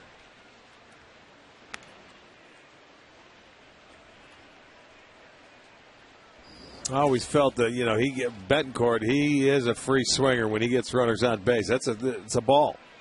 He helps him out right there instead of being patient and making him work because he's thinking, hey, I want to drive that run in from second. Well, you can do that, but you have to get a good pitch to do it with. Swing and a miss. 2-2 the count. By the way, those of you who may have seen the story, either online or in a paper somewhere about Bob Feller, just to let you know, Bob is being treated for leukemia. But Rick and I both spoke to him before the game today, and I mean, he looks great. He's in tremendous spirits. Feeling much better. And always great to see him here at the ball yard. Yes, it is.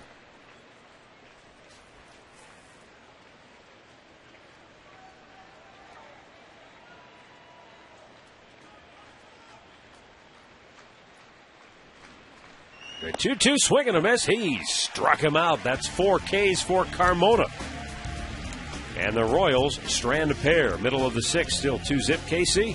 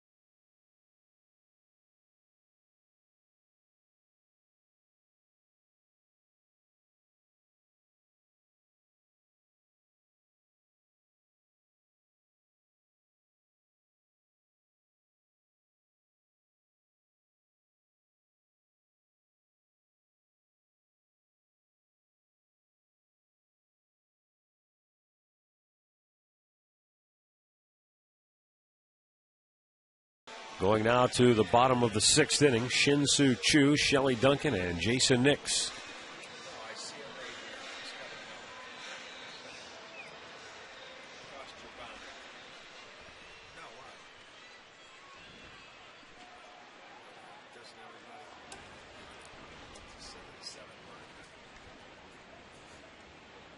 Shin-Soo Choo 0 for 2 today. Tries to bunt his way on, but that's going to stay foul. He had a chance for a base hit his first time up, but he hit a ball that was dying, sinking fast in center field. And Gregor Blanco played it on the short hop. But because the ball was so close to being caught, as Drupal Cabrera, the runner at first base, couldn't get to second before they threw him out there. And so instead of a hit, Choo had a fielder's choice, and now he's 0 for 3. Here's the answer to our AT&T trivia question. AT&T Rethink Possible. Well, we were thinking your old teammate Dwayne Kuiper. That's got to be my man, Kite. Absolutely. Remember that day. Yes, indeed. 1 and 1 only, which is good. Good for him. That's all you need. And now a longtime television broadcaster for the San Francisco Giants. We talk about it. I see him in the wintertime. And, I mean, he says it's brought up every day at some point in time because that's what he's known for. So do you suppose today during the Giants broadcast? Oh, my goodness. Yes. We go to San Francisco next year and play them. Shelly Duncan with a base hit. Now he's going to turn and keep going. Gordon had a little trouble picking that ball up cleanly. We'll see how it's ruled. Probably going to be ruled a hit and an error because Duncan stopped at first base, and then he never restarted until he saw that Gordon bobbled it. It's a hit and an error, and it should be. See, he rushes into this corner. He gets over there. He just doesn't field it cleanly.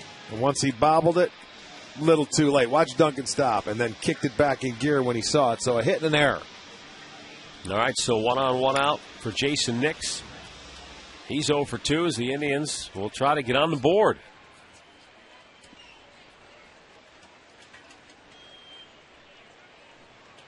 Third time they've had a runner in scoring position today. But only 2 hits on the afternoon. A single in the first and a single leading off the 5th before Duncan's 1-out hit here in the 6th.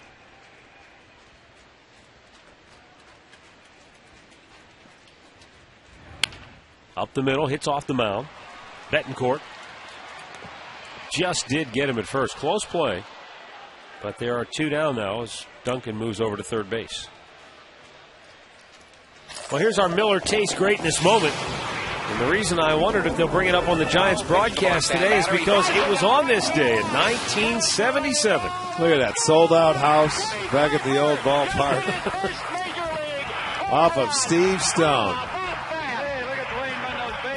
That's a Joe Tate and Herb Score. Yeah. Beautiful. There's Joe Nossick coaching third base. Buddy Bell's at the plate. That was beautiful. How'd you like the unis, man? The red tops, white bottoms. Was that Mel Allen's voice I heard there at the end? Was that from This Week in Baseball? I don't know. Popped him up, back, and out of play. But you can see how excited Joe Tate was and Herb Score to see him get to trot around the bases in 77. Yeah. Good stuff. He on the pregame show, he said he was shocked because he never saw the right fielder ever turn around and see the number on his back. And when he saw Wayne Nordhagen do that, he said he knew it had a chance. He still has that chair in his house from the old stadium where it hit. Yes, he does. And we'll get to see them next year, I think. We're going to head out to San Fran. Swung on and missed. Jason Donald in his first at-bat of the day coming on for Matt Laporta, who was injured. Still no word on the exact nature of Laporta's injury, although it did appear that he did something possibly to his left hip. Up high, 2-2 the count.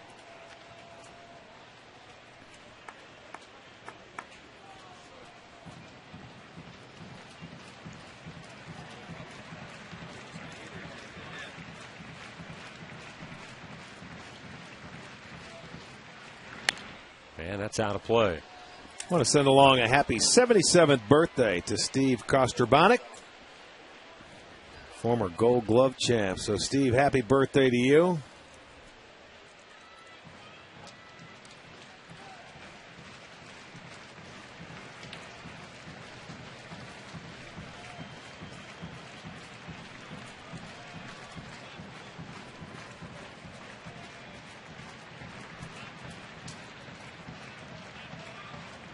And the 2-2 pitch.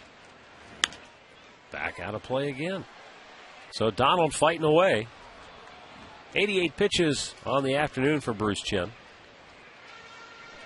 Brian Pena, his catcher. You notice with Pena, he's got his fingernails painted. Yeah.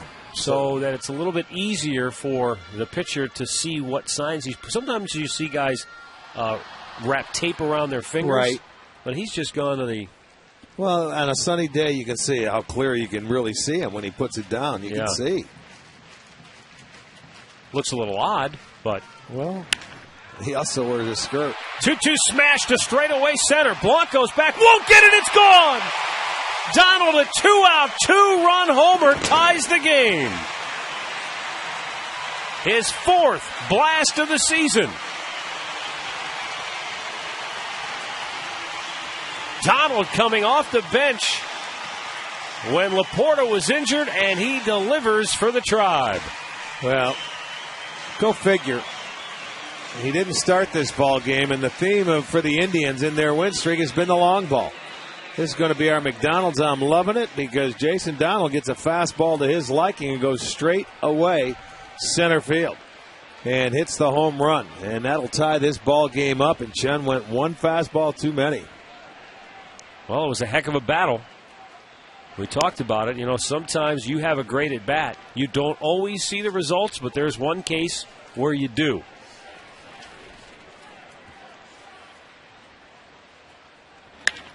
Now Marte with a drive to right field. Meyer going back, can't make the play. He got tied up, and it looked like the sun really bothered him as well. And Andy Marte with a 2-out double. I'm assuming they'll give him a double there. Even though Meyer had leather on it. Couldn't bring it in, though. Well, we saw Chu having to use that glove, to look at that sun.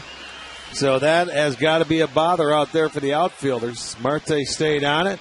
You see going back is Meyer, and that was just a tough play. What? He was running that into the sun. He never got leather on. No, he didn't. I thought he did initially. Now, I'll tell you what happens. You're running back, and as you're going back to try and catch that ball, it's still staying in the sun. It never came out of it from him. So he could never track it down. So it gets over his head, and a clean double for Marte. Pitching coach Bob McClure of the mound to talk with Bruce Chen, who had a 2-hit shutout coming into this 6th inning. But now 3 hits for the Tribe. We're all even, and they've got the go-ahead run in scoring position now for Chris Jimenez.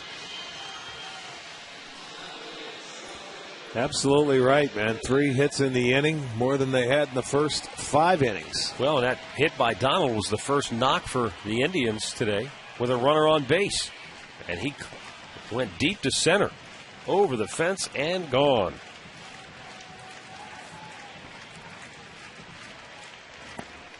Chris Jimenez looks at a ball low. Well, Jason had 4 hits on Friday night.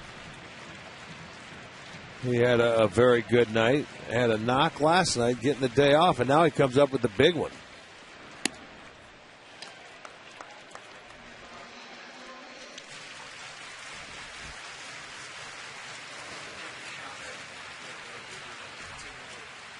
Second time for Donald this year with 4 hits in a game.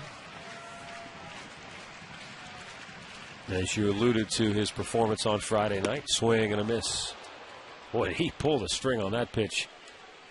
Chris is probably thinking he's got to throw me a fastball, 2-0 count, and he crossed him up. Well, he was doing that thinking as a hitter. When he's the catcher, he's sitting the same thing. Well, this guy's looking fastball. I'm going to give him a changeup.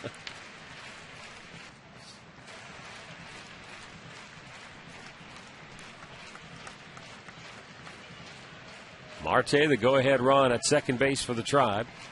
Batting in the bottom of the 6th. That's the pitch I thought he was going to throw. Jason Donald come back after he fouled off a couple of fastballs, but he never did. There it is there. There's the fastball following up that changeup.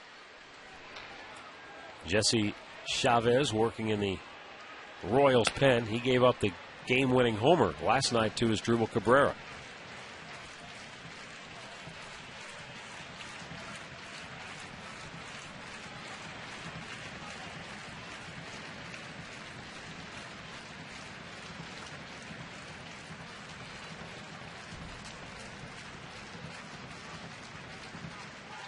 Chen's 2-2. Trying to nibble. Missing. Full count.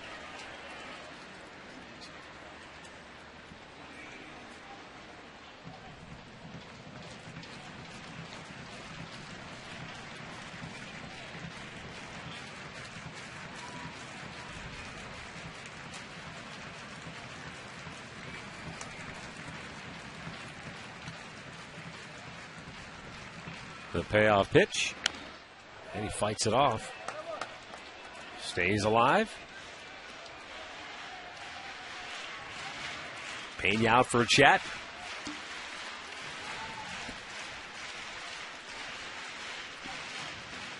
Jason Donald delivering the 2-out, 2-run homer to tie the game at 2 here in the 6th inning. And that is the potential go-ahead run, and Andy Marte at second base. Chen's payoff pitch. Popped him up. Shallow center. Going to be a tough play. Blanco is there in time, and he makes the grab. So the inning is over, but the Indians come back to tie it at 2 after 6 innings of play.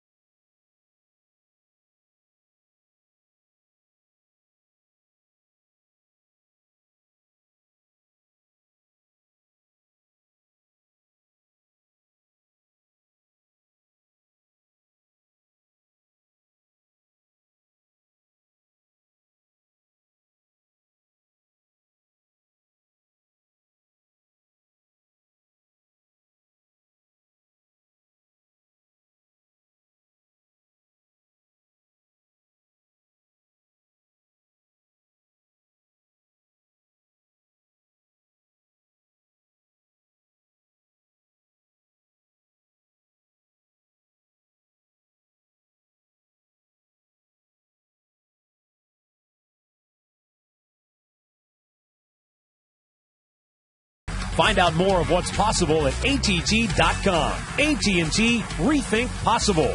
Buy the Sierra from GMC. Never send a truck to do a Sierra's job. And by Wendy's. You know when it's real. Wendy's.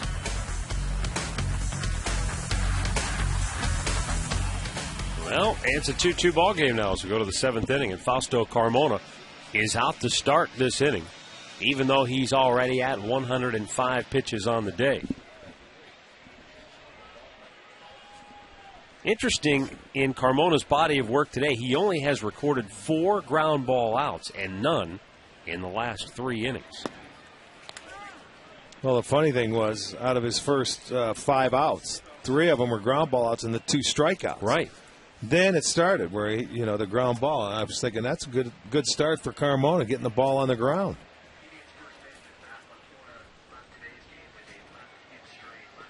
They're calling it a left hip strain for Matt Laporta, which is kind of what we assumed based on what we saw, that it was something related to the hip, and we'll have to wait and see. Listed as day-to-day for now.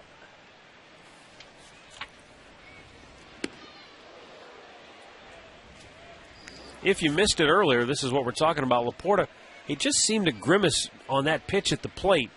And then after he flied out to left field to end the inning, he grabbed that hip as he went down the line and had to leave the ballgame. And as is often the case in the crazy game of baseball, the guy who came in to replace him hits the home run that ties the game, Jason Donald. Isn't that the truth? We see it happen a lot. 2-2 pitch. The unexpected. Grounded. There's your ground ball. Donald fumbled it, but throws to first to retire Blanco, 1 down. Let's pause once again for station identification. You're watching Cleveland Indians baseball.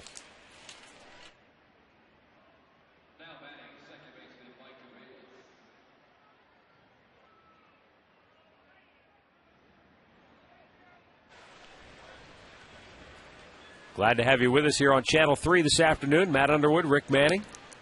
At Progressive Field, Tribe and the Royals knotted up at 2 apiece. Indians trying to sweep this 3-game series and move into a tie for 4th place in the AL Central. And in the process, the Indians would extend their win streak to 4 in a row. Mike Aviles is 0 for 3, and a swing and a miss evens the count at a ball and a strike.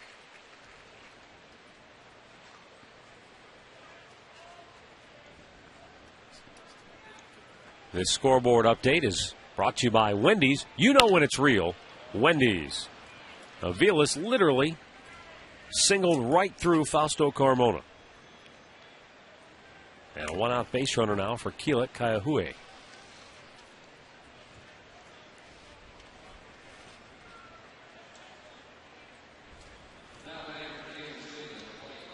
Now, Fausto Carmona has only had 1-2-3 inning, and that was in the first. So he's had base runners to deal with in every inning today. Although I will say in that 5th inning, he had the leadoff walk, but then the next 3 hitters went rather quickly. But I mean, he's had to work for it. So yes, he has. This 113 pitch count is pretty legitimate today for him. But he's still out there grinding his way through. Activity in the Indians' bullpen as that's grounded foul.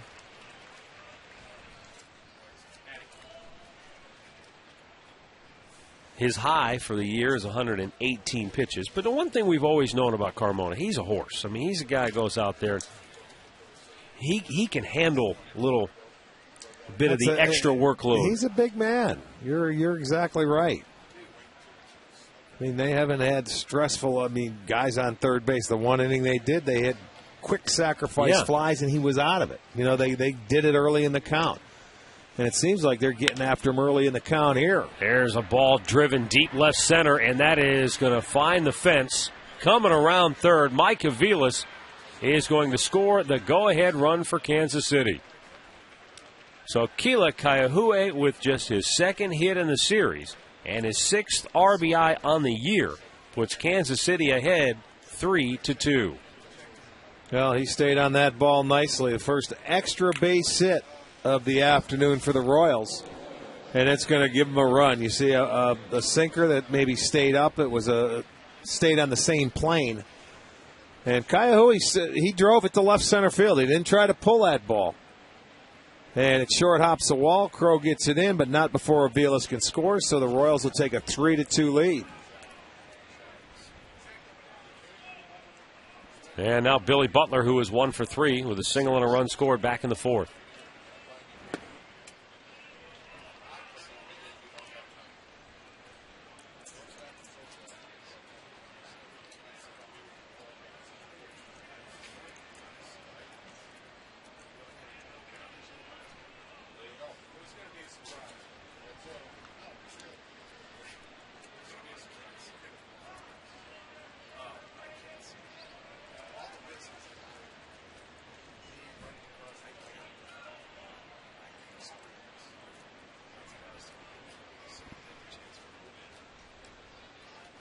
Now the 1-0 to Butler.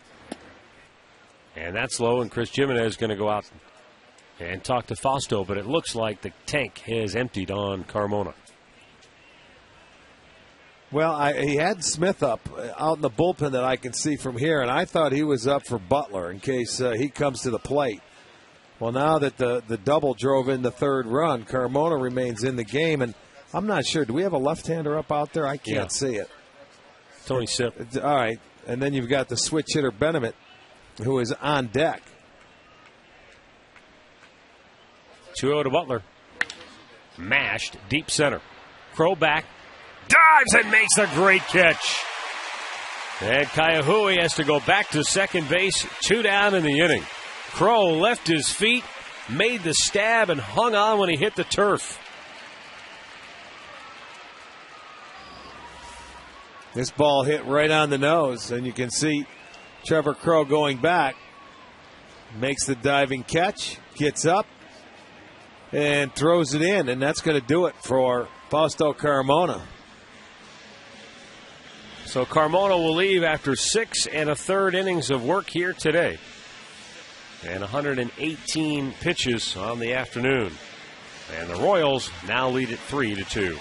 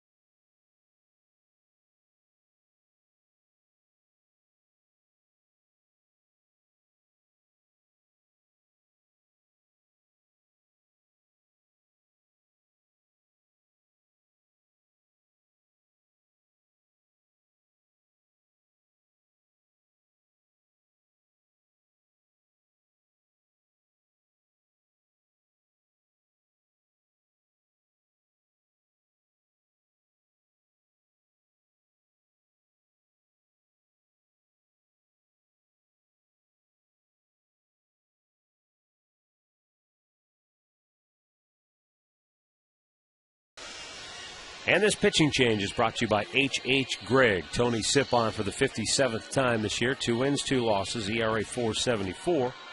He has struck out 52, walked 32, and 49 1/3 innings of work. He'll face Wilson Bedemet, the switch hitter. Yeah, and Carmona 6 hits in his 6 2/3, walked 4, struck out 4.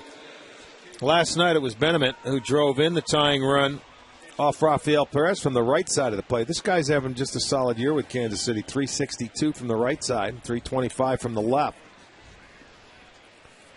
So here's if you're Tony Sipp, is where you want to be careful with first base open, is my point. With the left-hander Gordon on deck, you just don't want to give in and give him something good to hit.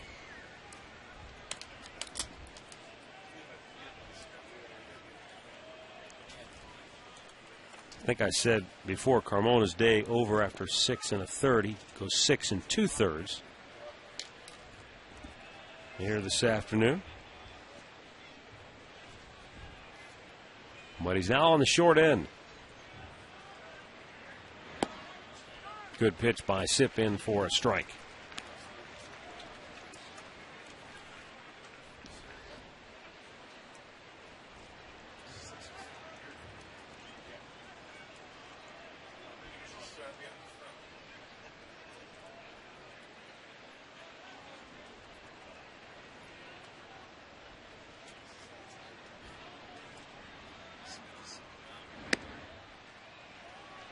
One ball, one strike.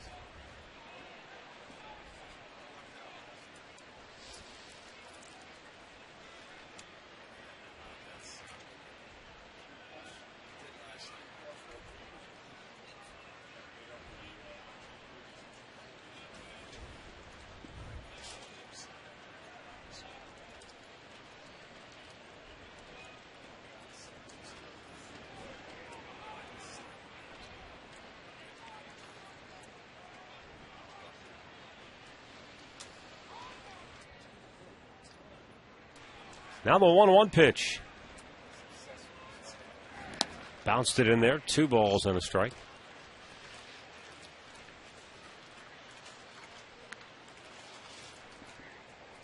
Wilson Betterman has really done a terrific job for the Royals. Batting .335 on the year when the day began. He's actually a better hitter from the right side. .362 average as opposed to .325 from the left side.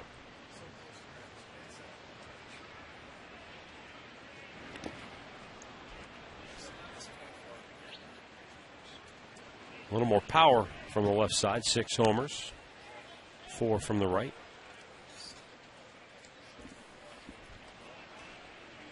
They're just going to put him on. There you go. They're going to be careful. Put him on. Go ahead and take your chances with the left-hander.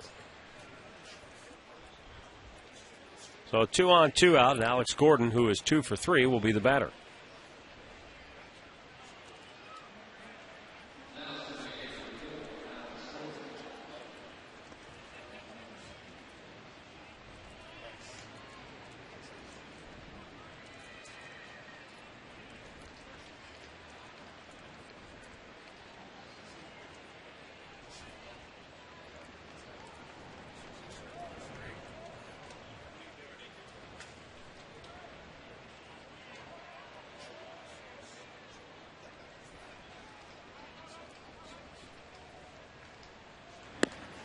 And a first pitch strike to Alex Gordon, who with those 2 hits today has 5 in the series.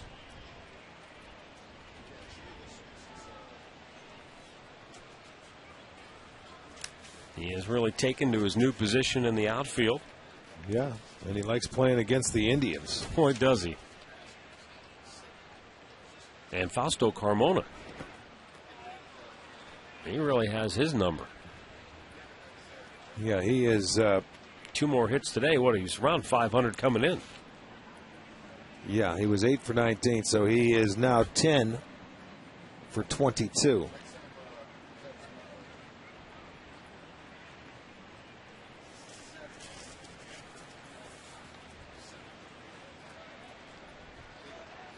The 1-1 pitch.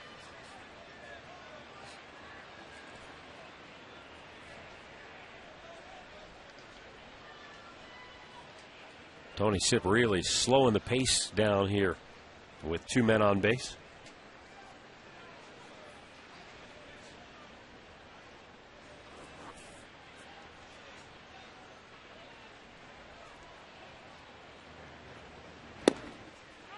Good pitch again. Really hitting some tight spots. 1-2 the count.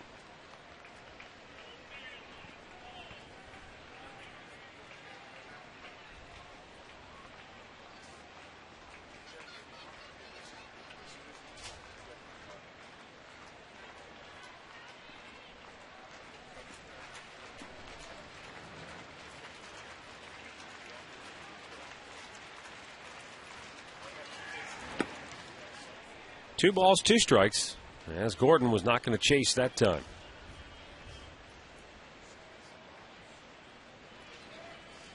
Kaiahui, who doubled in the go-ahead run here in the 7th, is at second base, and Betterman was intentionally walked down at first.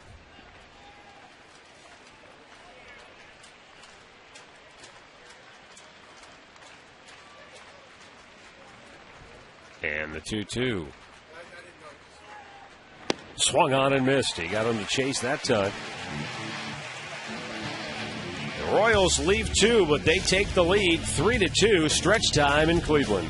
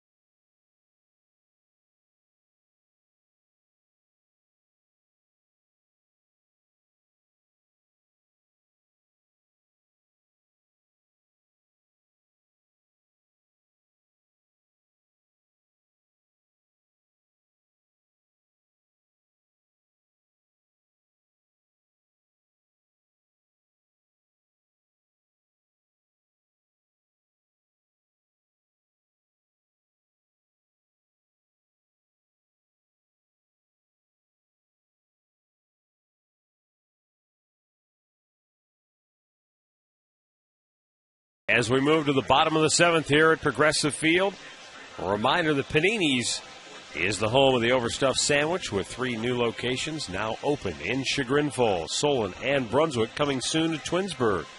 Log on to paninisgrill.com for a list of locations.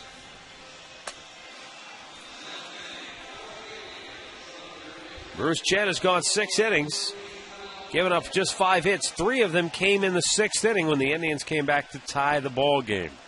But now Kansas City has gone ahead, and Luis Valbuena will lead off for the Tribe, to be followed by Trevor Crow and Asdrubal Cabrera.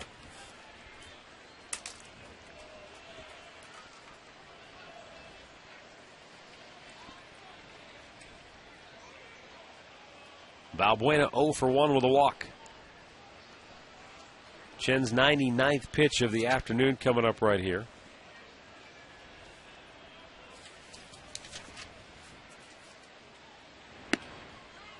And a first pitch, a strike.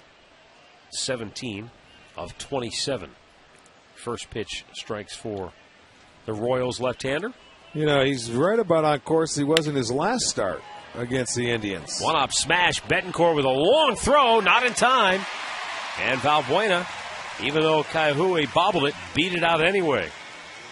So the Indians with a leadoff single to start the bottom of the 7th inning. That's the tying run. Well, Valbuena finally catches a break.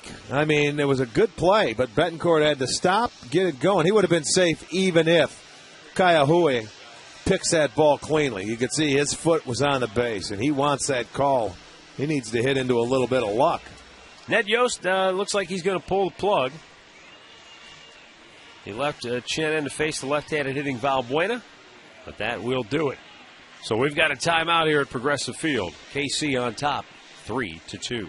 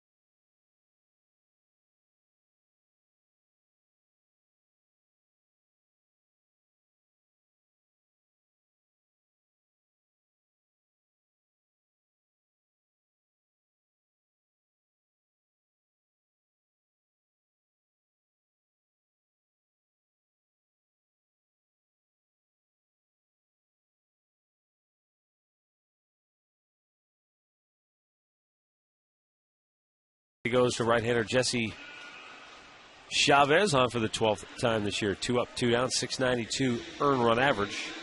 And as I mentioned earlier, Asdrubal Cabrera got him last night with a game-winning homer. Well, you have a situation here. What's Maniac to want to do? Sacrifice him over, give up the out? Chavez is a very good fastball.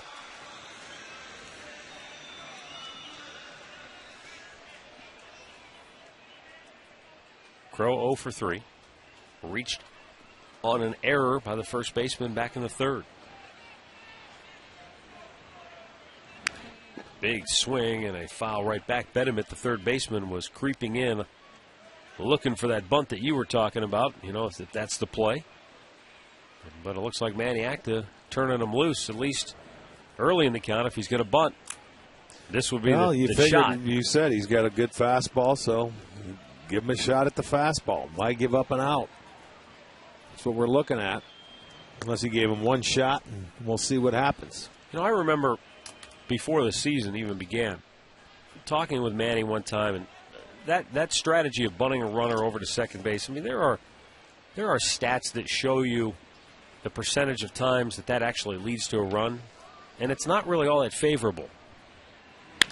As a ball is rifled to left field, but it's right into the tracks of Gordon for out number 1. Well, you can take a break from the work week and head down to the ballpark Wednesday afternoon, take in lunch in 3 innings. It's the Chicago White Sox for a day game, the 12:05 game, plus $10 to spend on food and drinks, all for just $15 a ticket. On sale now at Indians.com. That's the final game of the homestand before the Indians head west, Wednesday at 12. You know, sometimes Big Rick, Al will be on at 11:30. Yeah. Sometimes, Rick, there are statistics and then there's logic. You know, and statistically, you know, the bunt play to sacrifice a runner into scoring position may not be that overwhelming, but logically, it's easier to score a guy from second base than it is to score him all the way from first. Well, a lot of things go into it. Who's hitting behind you? Are they going to walk the next guy? What's going on? And matchups, and you can go round and round. There's just some times where you have to do it. You've got to sacrifice that guy over. I think Manny feels now with this bullpen, Kansas City struggled. They've got the worst pitching staff as far as ERA-wise in the league goes. Let's take our shot and try and score, which I don't disagree with. You're at the top of the lineup.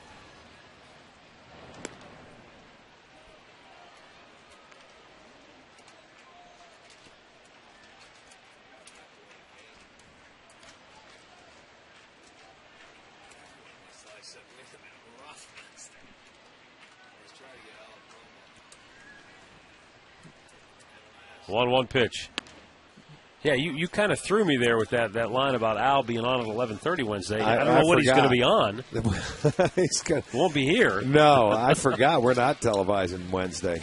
I just, every game it's there. I figured we're on. Wednesday's 12 o'clock game will not be televised on Sports Time. Al's on, but we're not. He's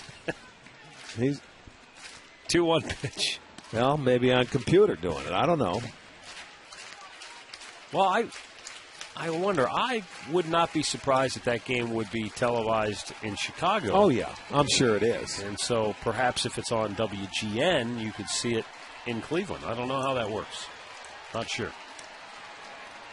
Well, it would be on blackout. There's a chance. So you're saying there's a chance. Up high, runner. Doesn't matter. Ball 4. Albuena was moving. So now the Indians have 2 on with 1 out, and Shin-Soo Choo will be the batter. That's going to bring out Bob McClure, the Royals pitching coach. His Royals bullpen has had its problems. And they were illustrated on Friday night.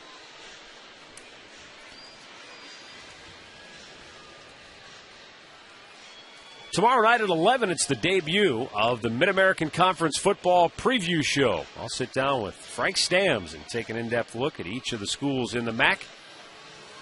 Tomorrow night at 11, only on Sports Time Ohio.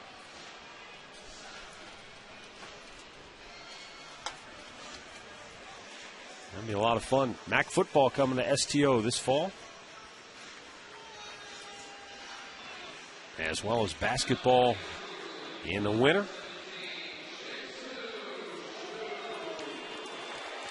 Well, big opportunity for the Indians here.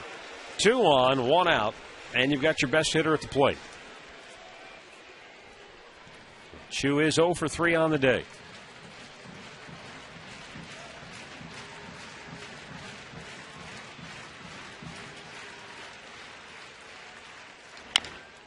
Chopped it off the plate. Only play is at first, 2 down. Valbuena to third, Cabrera to second.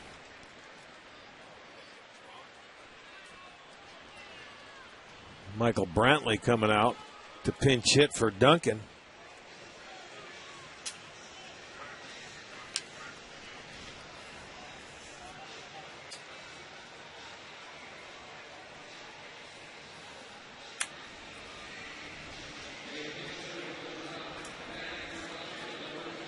For Brantley will be his first pinch hit appearance this year. And the 49th for the Indians. And he's pinch hitting for the guy that is the pinch hit extraordinaire, Duncan, who started this ball game. He has 6 of the 7 pinch hits for the Indians. But with 2 outs, we'll see if Michael can swing of the bat. The Indians could take a lead here. Duncan just snapped his 0 for 15 slump with a base hit his last time up.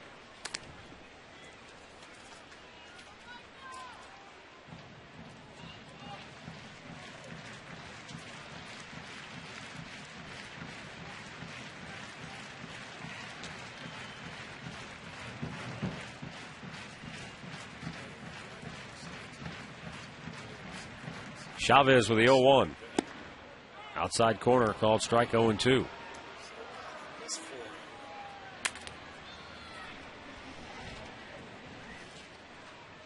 Boy, Detroit just hammering Toronto today, 10-1 at the Rogers Center.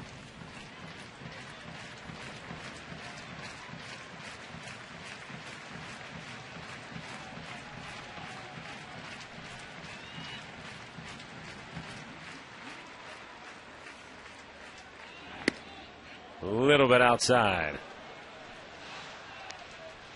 That's what you want to do, though, if you're able to paint that outside corner, move it just a little bit farther off the plate, see if he'll either chase it or maybe you get the call sometimes.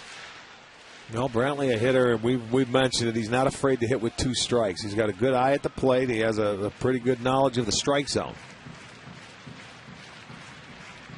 Trying to deliver here for the Tribe. Second and third, 2 down, 1-2 pitch up high. Evens the count at 2-2.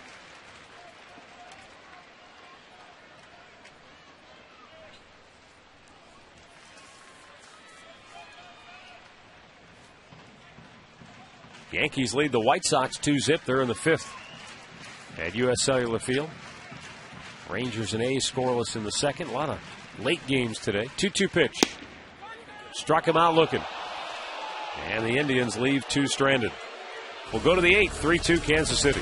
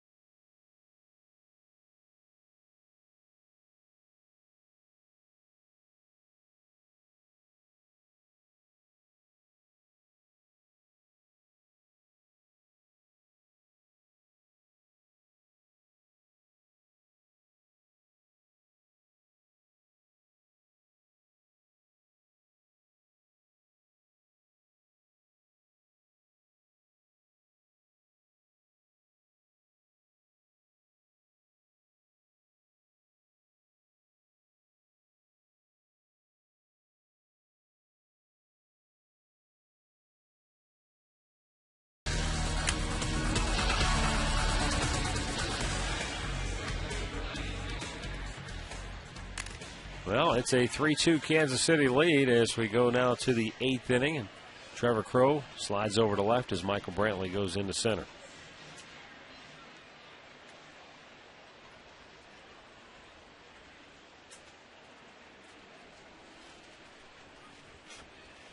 Bottom third of the KC lineup due here. Brian Pena, Mitch Meyer, Unieski Betancourt.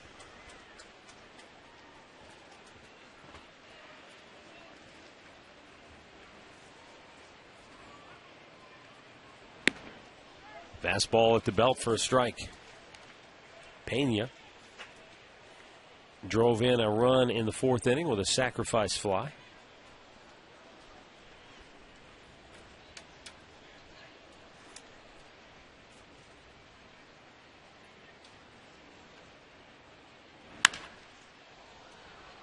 Right field, Chu again battling the sun. Makes the grab, front edge of the track, out number 1. Well, the school year has started again, and it's time to stop by any Indians team shop and get your school supplies and back-to-school gear. You'll receive a Major League Baseball backpack if you purchase $125 or more. So stop in.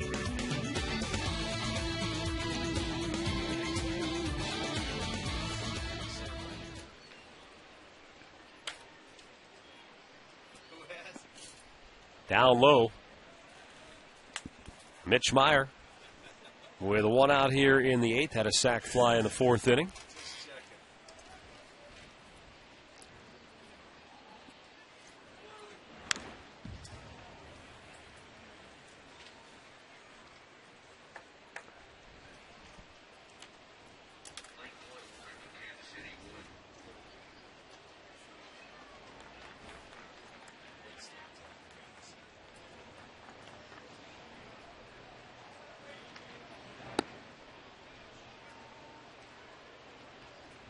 Two balls and a strike.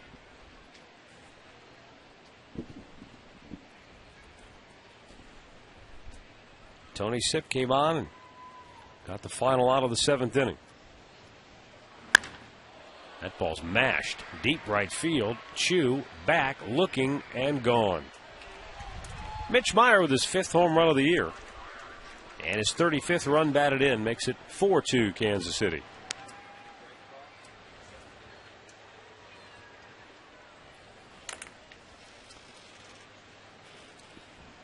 Well, he got the bat head out in front of this pitch. Meyer not a home run hitter, but everything was in tune here. Let's check out and see what the pitch was. A fastball upstairs. Middle in. It was about belt high. And he stayed on it and gave it a ride. That makes it a 4-2 ball game. For Tony Sipp, that is his 11th home run given up this year in 50 innings.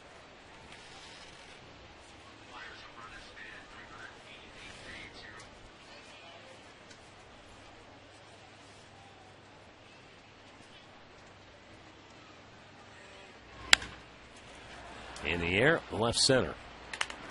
Michael Brantley calls off Crow. 2 down. Back to the studios once again. Dave Chudowski has the latest from Chicago between the Yankees and the White Sox. Yeah, Matt, the White Sox come into town next today, hosting the Yankees, and the big hurt Frank Thomas having the number 35 retired. But here's Brett Gardner in the 3rd, an RBI single to make it 2-0. That's the score right now in the 5th. Back to you. All right, thanks, Chud. Frank Thomas gets his number 35 retired by the Sox. Deservedly so. Well, he put up some numbers every single year. The big hurt. Former tight end at Auburn. He was one of those guys who never looked like a baseball player. He always looked like a football player. Oh, boy. I mean, you just go stand next to him. And he was a big man. With a great eye at the plate, could hit a ball a mile. Yeah.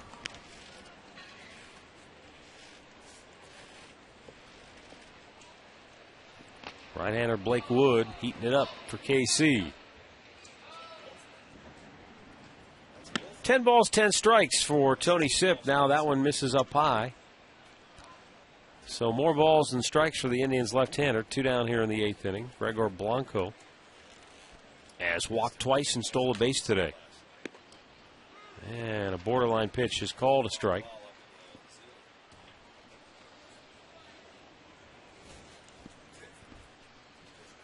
Hector Ambry's loosening once again for the Tribe. He was up earlier in the ball game. And that's ball 4. Oh, a 2-out base runner will bring up Mike Aviles. Don't miss the Browns' final preseason game this Thursday. Can you believe that? The final preseason game is already here. Yeah, I know it. It's right here on Channel 3. Jim Donovan, Bernie Kosar will call the action as the players battle for those final spots on the roster. Browns and the Bears, Thursday at 8, only on Channel 3, your official Cleveland Browns station.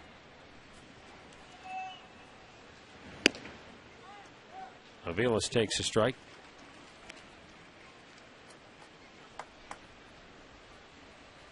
High school football underway here in northeastern Ohio. Everybody teeing it up and kicking it off this past weekend.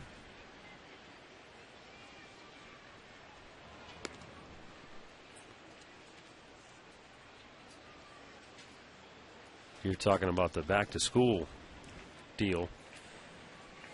Big day in our neighborhood. It's the final of the 3 Pinsura boys. Got on the bus for the first time. They've got Blanco hung up and tagged out. And the inning is over. We'll go to the bottom of the 8th. Tribe now down a pair, 4-2.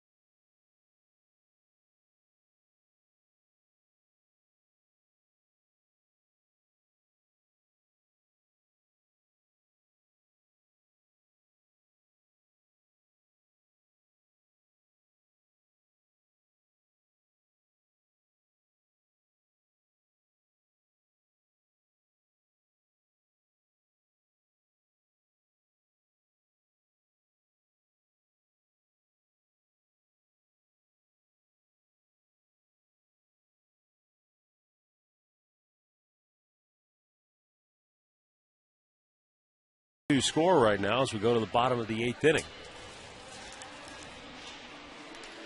Blake Wood has come on now for KC for the 41st time this year. 1 up, 3 down, 5.40 ERA. Well, he's walked more than he has struck out. Interesting year against the Indians. Made his major league debut May 12th against Cleveland. And then they had a rough outing on August 19th when we were back in Kansas City. Entered the 8th with 2 on. 1 out, and Kansas City holding a 3-1 lead. He allowed both inherited runners to score and was charged with 2 of his own. Took the loss in that ball game. So the Indians have come back on him before, and you want to get to this guy because you know who the 9th inning belongs to in Kansas City. Well, and if Wood gets in any trouble, we'll see Soria here in the 8th. I would not doubt it. You're absolutely right.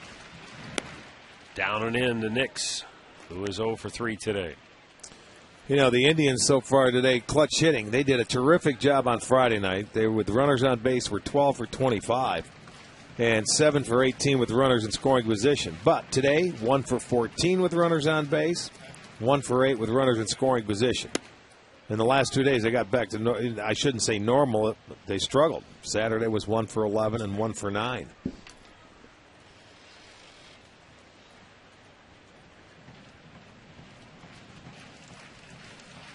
Well, right now you'd just like to see them get those opportunities. They had one in the 7th, but could not cash in. Swing and a miss. Nick's down on the count of 1-2 strikes.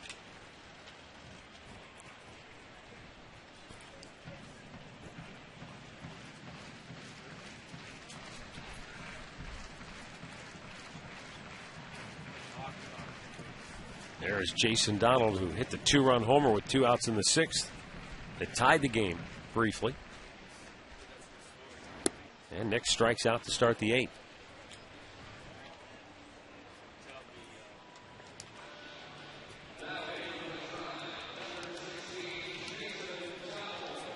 Donald smashed a 2-out, 2-run homer to straightaway center field in the 6th.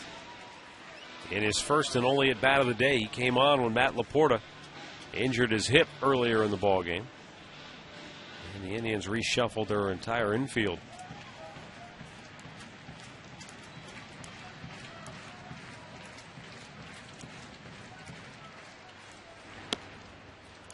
There's a look back at that home run Donald hit.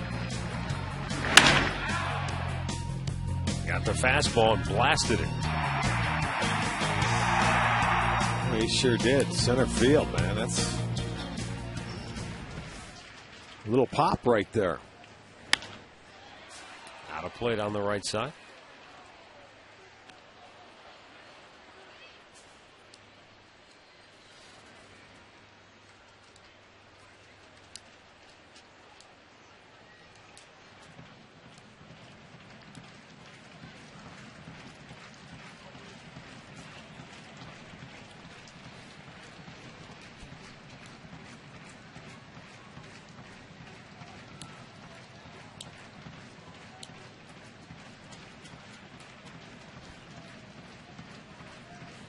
Blake Wood ready now with a 1-1.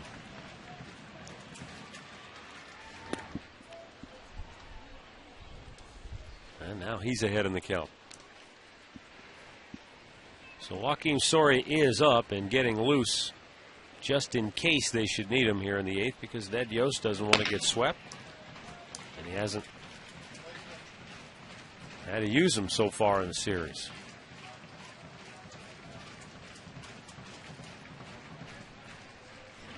Swung on and missed. Well, Blake Wood looked pretty sharp today. Yes, he has. He's had his moments against the Indians, but he has struck out the first 2 here in the 8th. It's been that slider. He has 2 strikeouts in the inning, both coming on the breaking ball, or the slider from Wood. So 2 up, 2 down, 2 punch outs. Blake Wood, a Georgia Tech product. Was a 3rd-round pick of the Royals back in 06.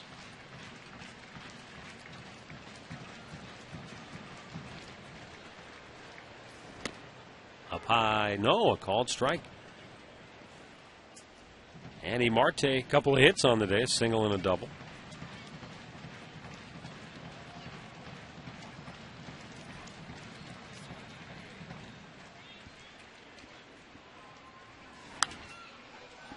Jammed him with that pitch. Nothing like 97 right in on your thumbs. 0-2.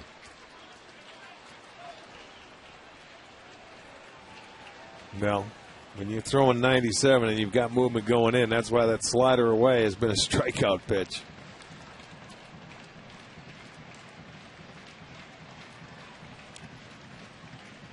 The 2-strike delivery.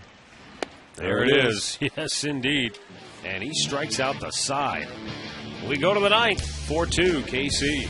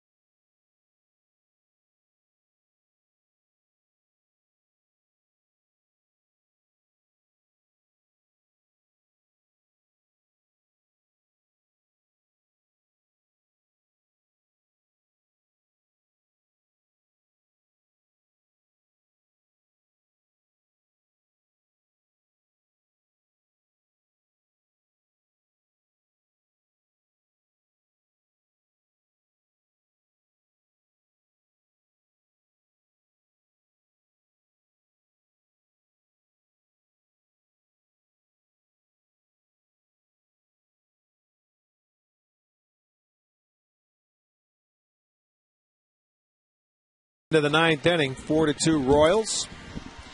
Indians are going to go back to their bullpen for their third pitcher this afternoon. Hector Ambrose is going to come out and get an inning of work, appearing for the 32nd time. A record of 0-1, an ERA of 5.56. He's coming on to face Aviles, Kaiahui, and Butler, the scheduled hitters. Tony Sipp went an inning and a third, gave up the one hit, that home run to Mitch Meyer that made it a 2-run ball game, and you know who the Indians are going to see come to the bottom half of the ninth inning. Yes, indeed, you do. Joaquin Soria will be coming on for the Royals. Right now, it's up to Hector Ambrose to make sure they don't get any farther keep away. it a 2-run game. Mike Aviles singled and scored in the 7th.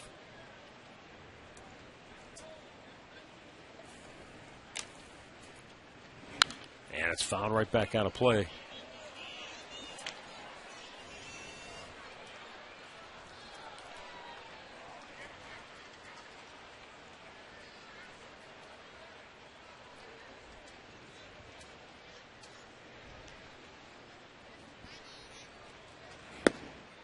Strike called 0-2.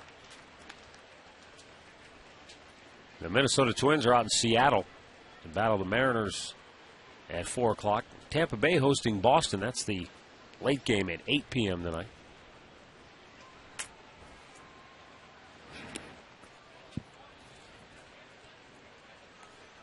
Tampa Bay and the Yankees began the day tied for the top spot in the AL East.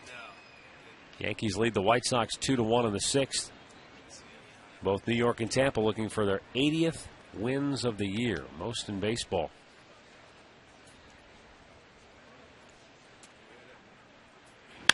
Ground ball hit toward third. Valbuena in the hole. Throw, can't get him.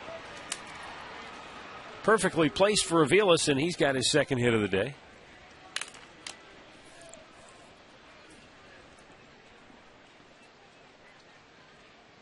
Now, there's a play, Rick, where you see Valbuena cutting in front of Cabrera, but I don't know that Asdrubal would have had any better shot at it himself. He wouldn't have. As you said, perfectly placed. Coming across, he wasn't going to get it. You see, if you can cut it off, do it. Cabrera's got to come in and still try and get something on the throw, and I think he would have beat it either way you look at it, no matter who fielded the ball. Kila Kaiahui, RBI double in the 7th that broke the tie. Looks at the ball low.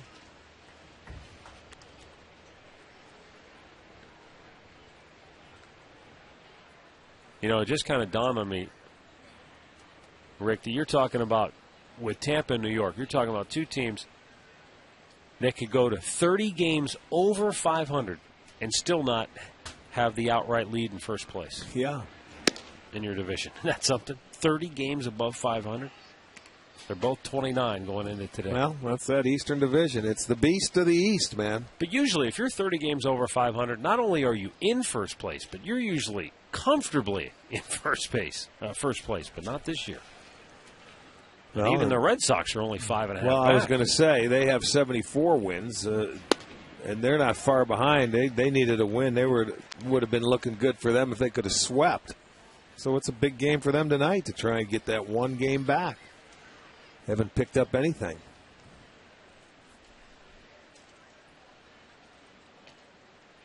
.74 wins, by the way, leads the NL East. NL Central would be a game out of first in the AL Central. And 2 games out of first in the NL West.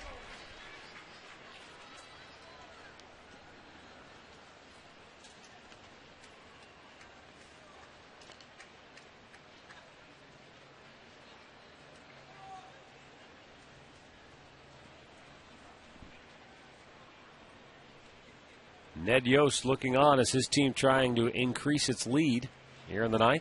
2-2 pitch, swung on and missed. Ambrose strikes out Kaiahui for out number 1.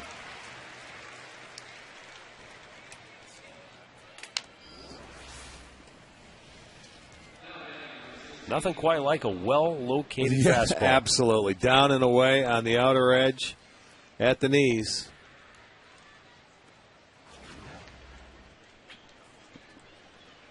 Billy Butler, 1 for 4 on the afternoon. He singled and scored in the 4th, and then he was robbed of a hit in the 7th on a nice catch by Trevor Crowe in center field.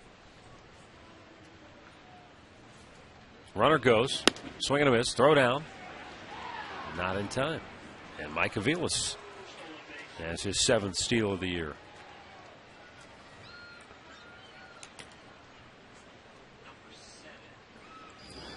Good throw. Jimenez, you can see, he puts his head down, takes a peek up, and by the time you get there, that foot gets in right before the tag. So a runner in scoring position now for Butler.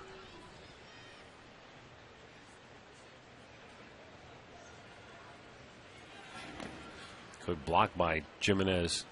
1-1.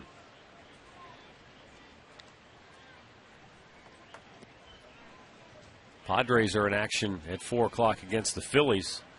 It's a big matchup there. San Diego with a comfortable lead in their division, 6 up on the Giants. But the Phillies, 2 games in back of the Braves in the NL East. Atlanta taking it on the chin today against Florida, 6-1 at Turner Field.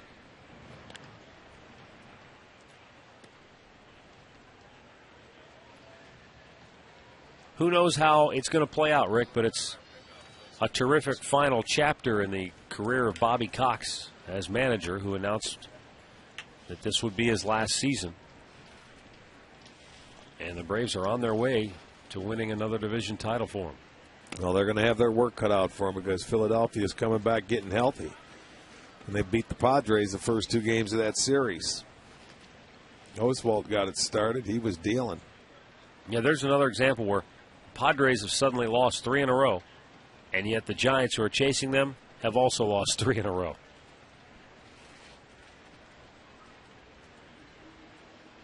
Two-one. Good pitch. Evens the count. Cincinnati Reds banging out 14 hits. The lead 7-5 over the Cubs. They're in the 9th. Down on the banks of the Ohio River. Cincinnati 4 in front of St. Louis in the NL Central. 2-2 pitch. Bounce toward short. Cabrera. Off balance throw. Too high. And another run will score.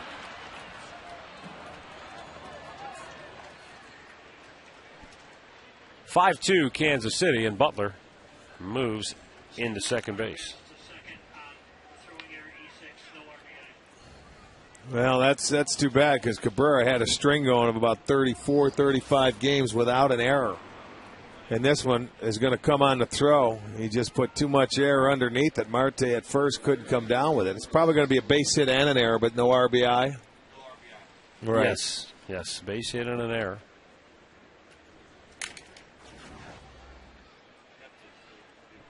And both hits to almost the exact same spot on the infield.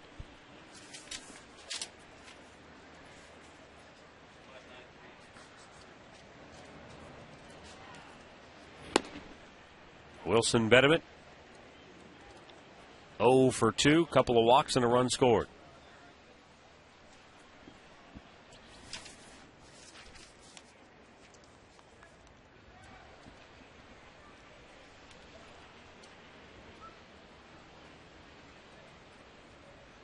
The 1-0 delivery is down low.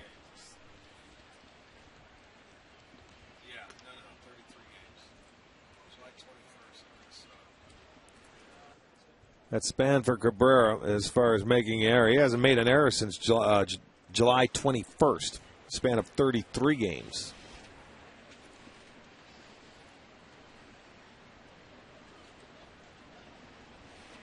Now the 2-0. And just a little bit wide. 3 balls, no strikes.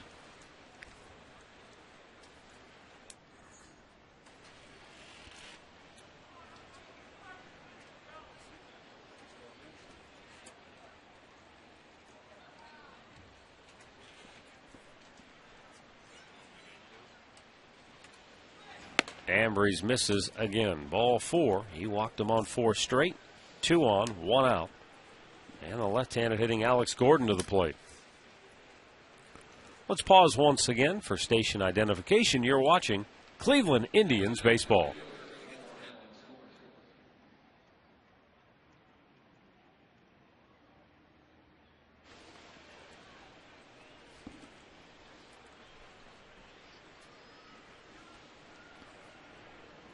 Matt Underwood, Rick Manning with you on this Sunday afternoon. Tribe now down 5-2 in the ninth. Kansas City looking for more with only one out.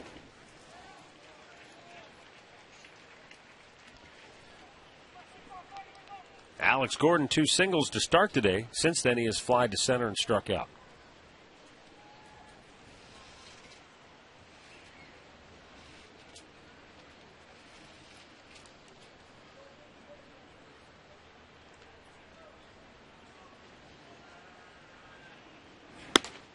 Up high with it, 1-1.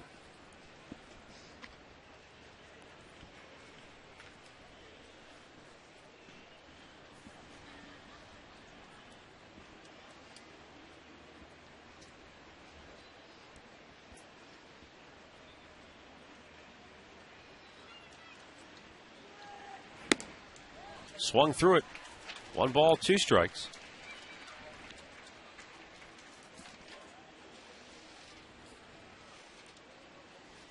Alex Gordon, native of Lincoln, Nebraska.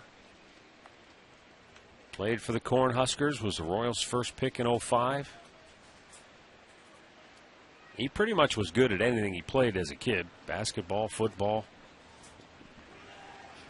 and of course baseball.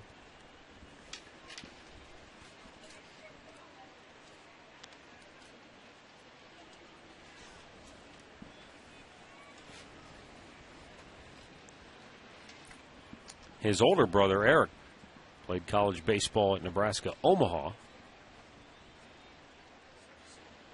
And even though there's a 10-year gap between the two brothers, Alex was like Eric's shadow when they were younger. He strikes out looking. Second time he's gone on strikes today. 2 down in the inning. Both outs coming via the strikeout. Yeah. That's going to bring up Brian Pena. There's a fastball. He didn't pull the trigger on it. It's right there. Jimenez holds it, frames it. Lets Darrell Cousins take a good look.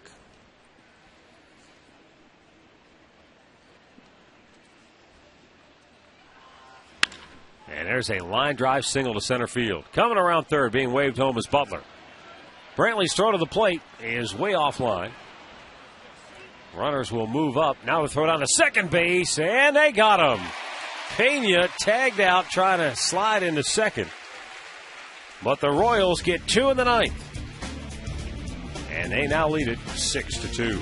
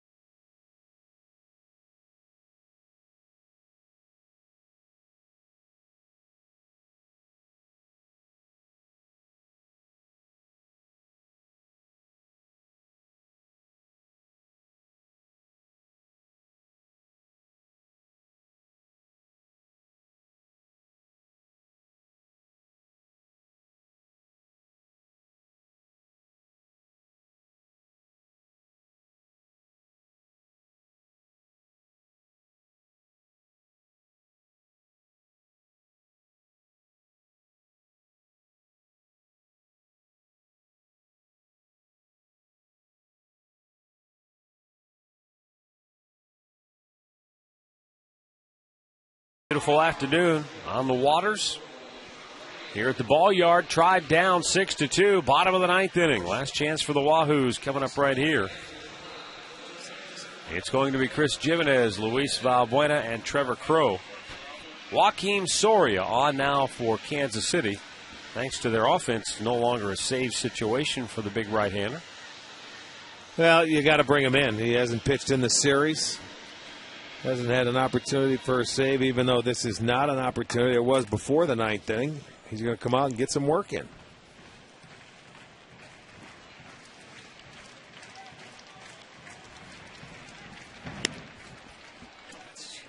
Jimenez 0 for 3 on the afternoon.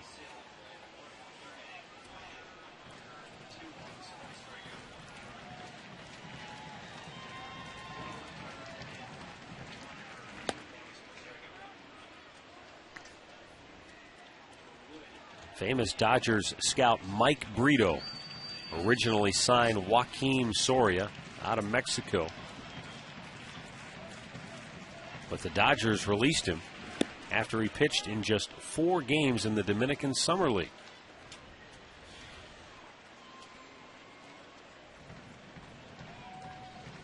But then the real key in his career was when the Padres exposed him in the Rule 5 draft in December of 06, and the Kansas City Royals pounced. Swung on and missed. Soria strikes out Chris Jimenez, and now 5 straight Indians hitters have struck out in this game. Well, you remember against Oakland in that one game, the last 8 outs were strikeouts by the Oakland A's staff.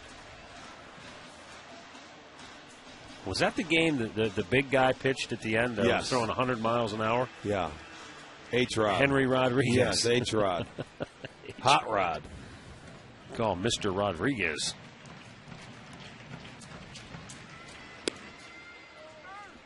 Valbuena. Base hit his last time up.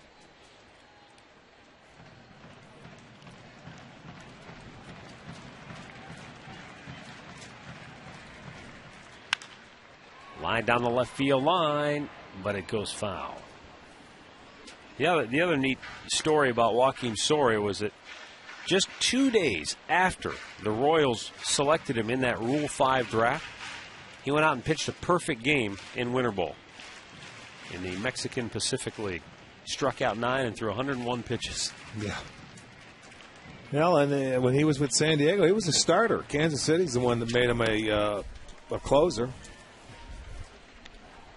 They said they found their diamond in the rough, and boy, did they ever. He's only blown 2 saves. He has 28 consecutive saves, which is a franchise record. There's that big overhand curveball at 68 miles an hour.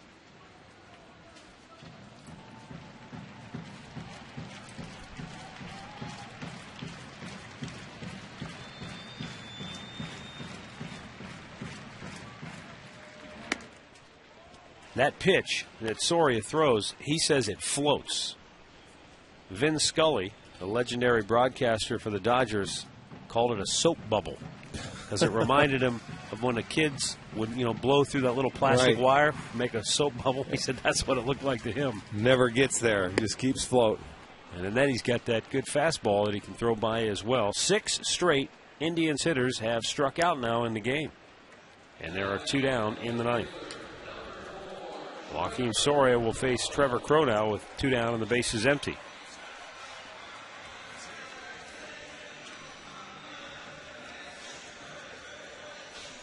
Crow is 0 for 4 on the afternoon.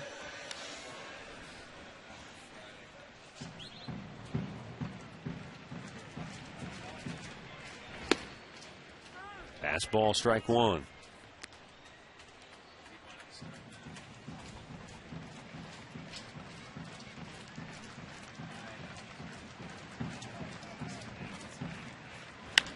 And the other thing about Soria, he's another guy who had Tommy John surgery back in 2003. So that was really when he was just kind of starting out his career. He was very young. In fact, he was 19 years old. Missed outside with it.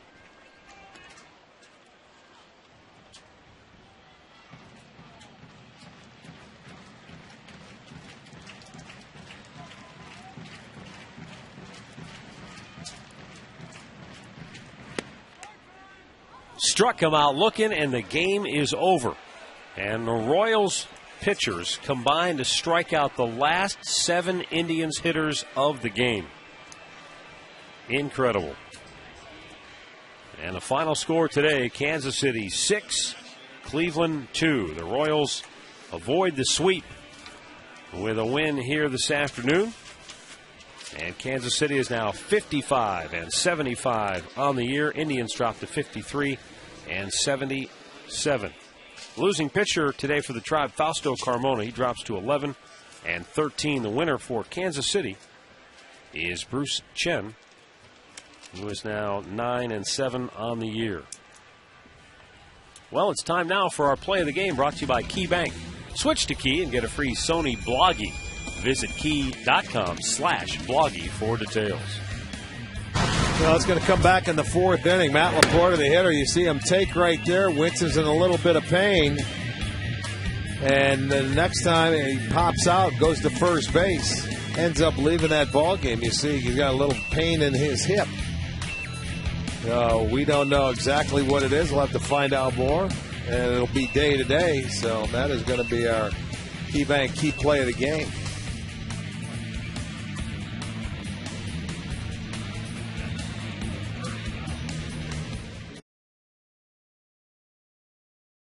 On Channel 3 for Indians baseball. Kansas City wins it by a final score of 6-2. Next on Channel 3, stay tuned for the U.S. Amateur Golf Championship. On Sports Time Ohio, stay tuned for the Conrad's Tire Express and Total Car Care post-game show. For Rick Manning, I'm Matt Underwood. Thanks for watching.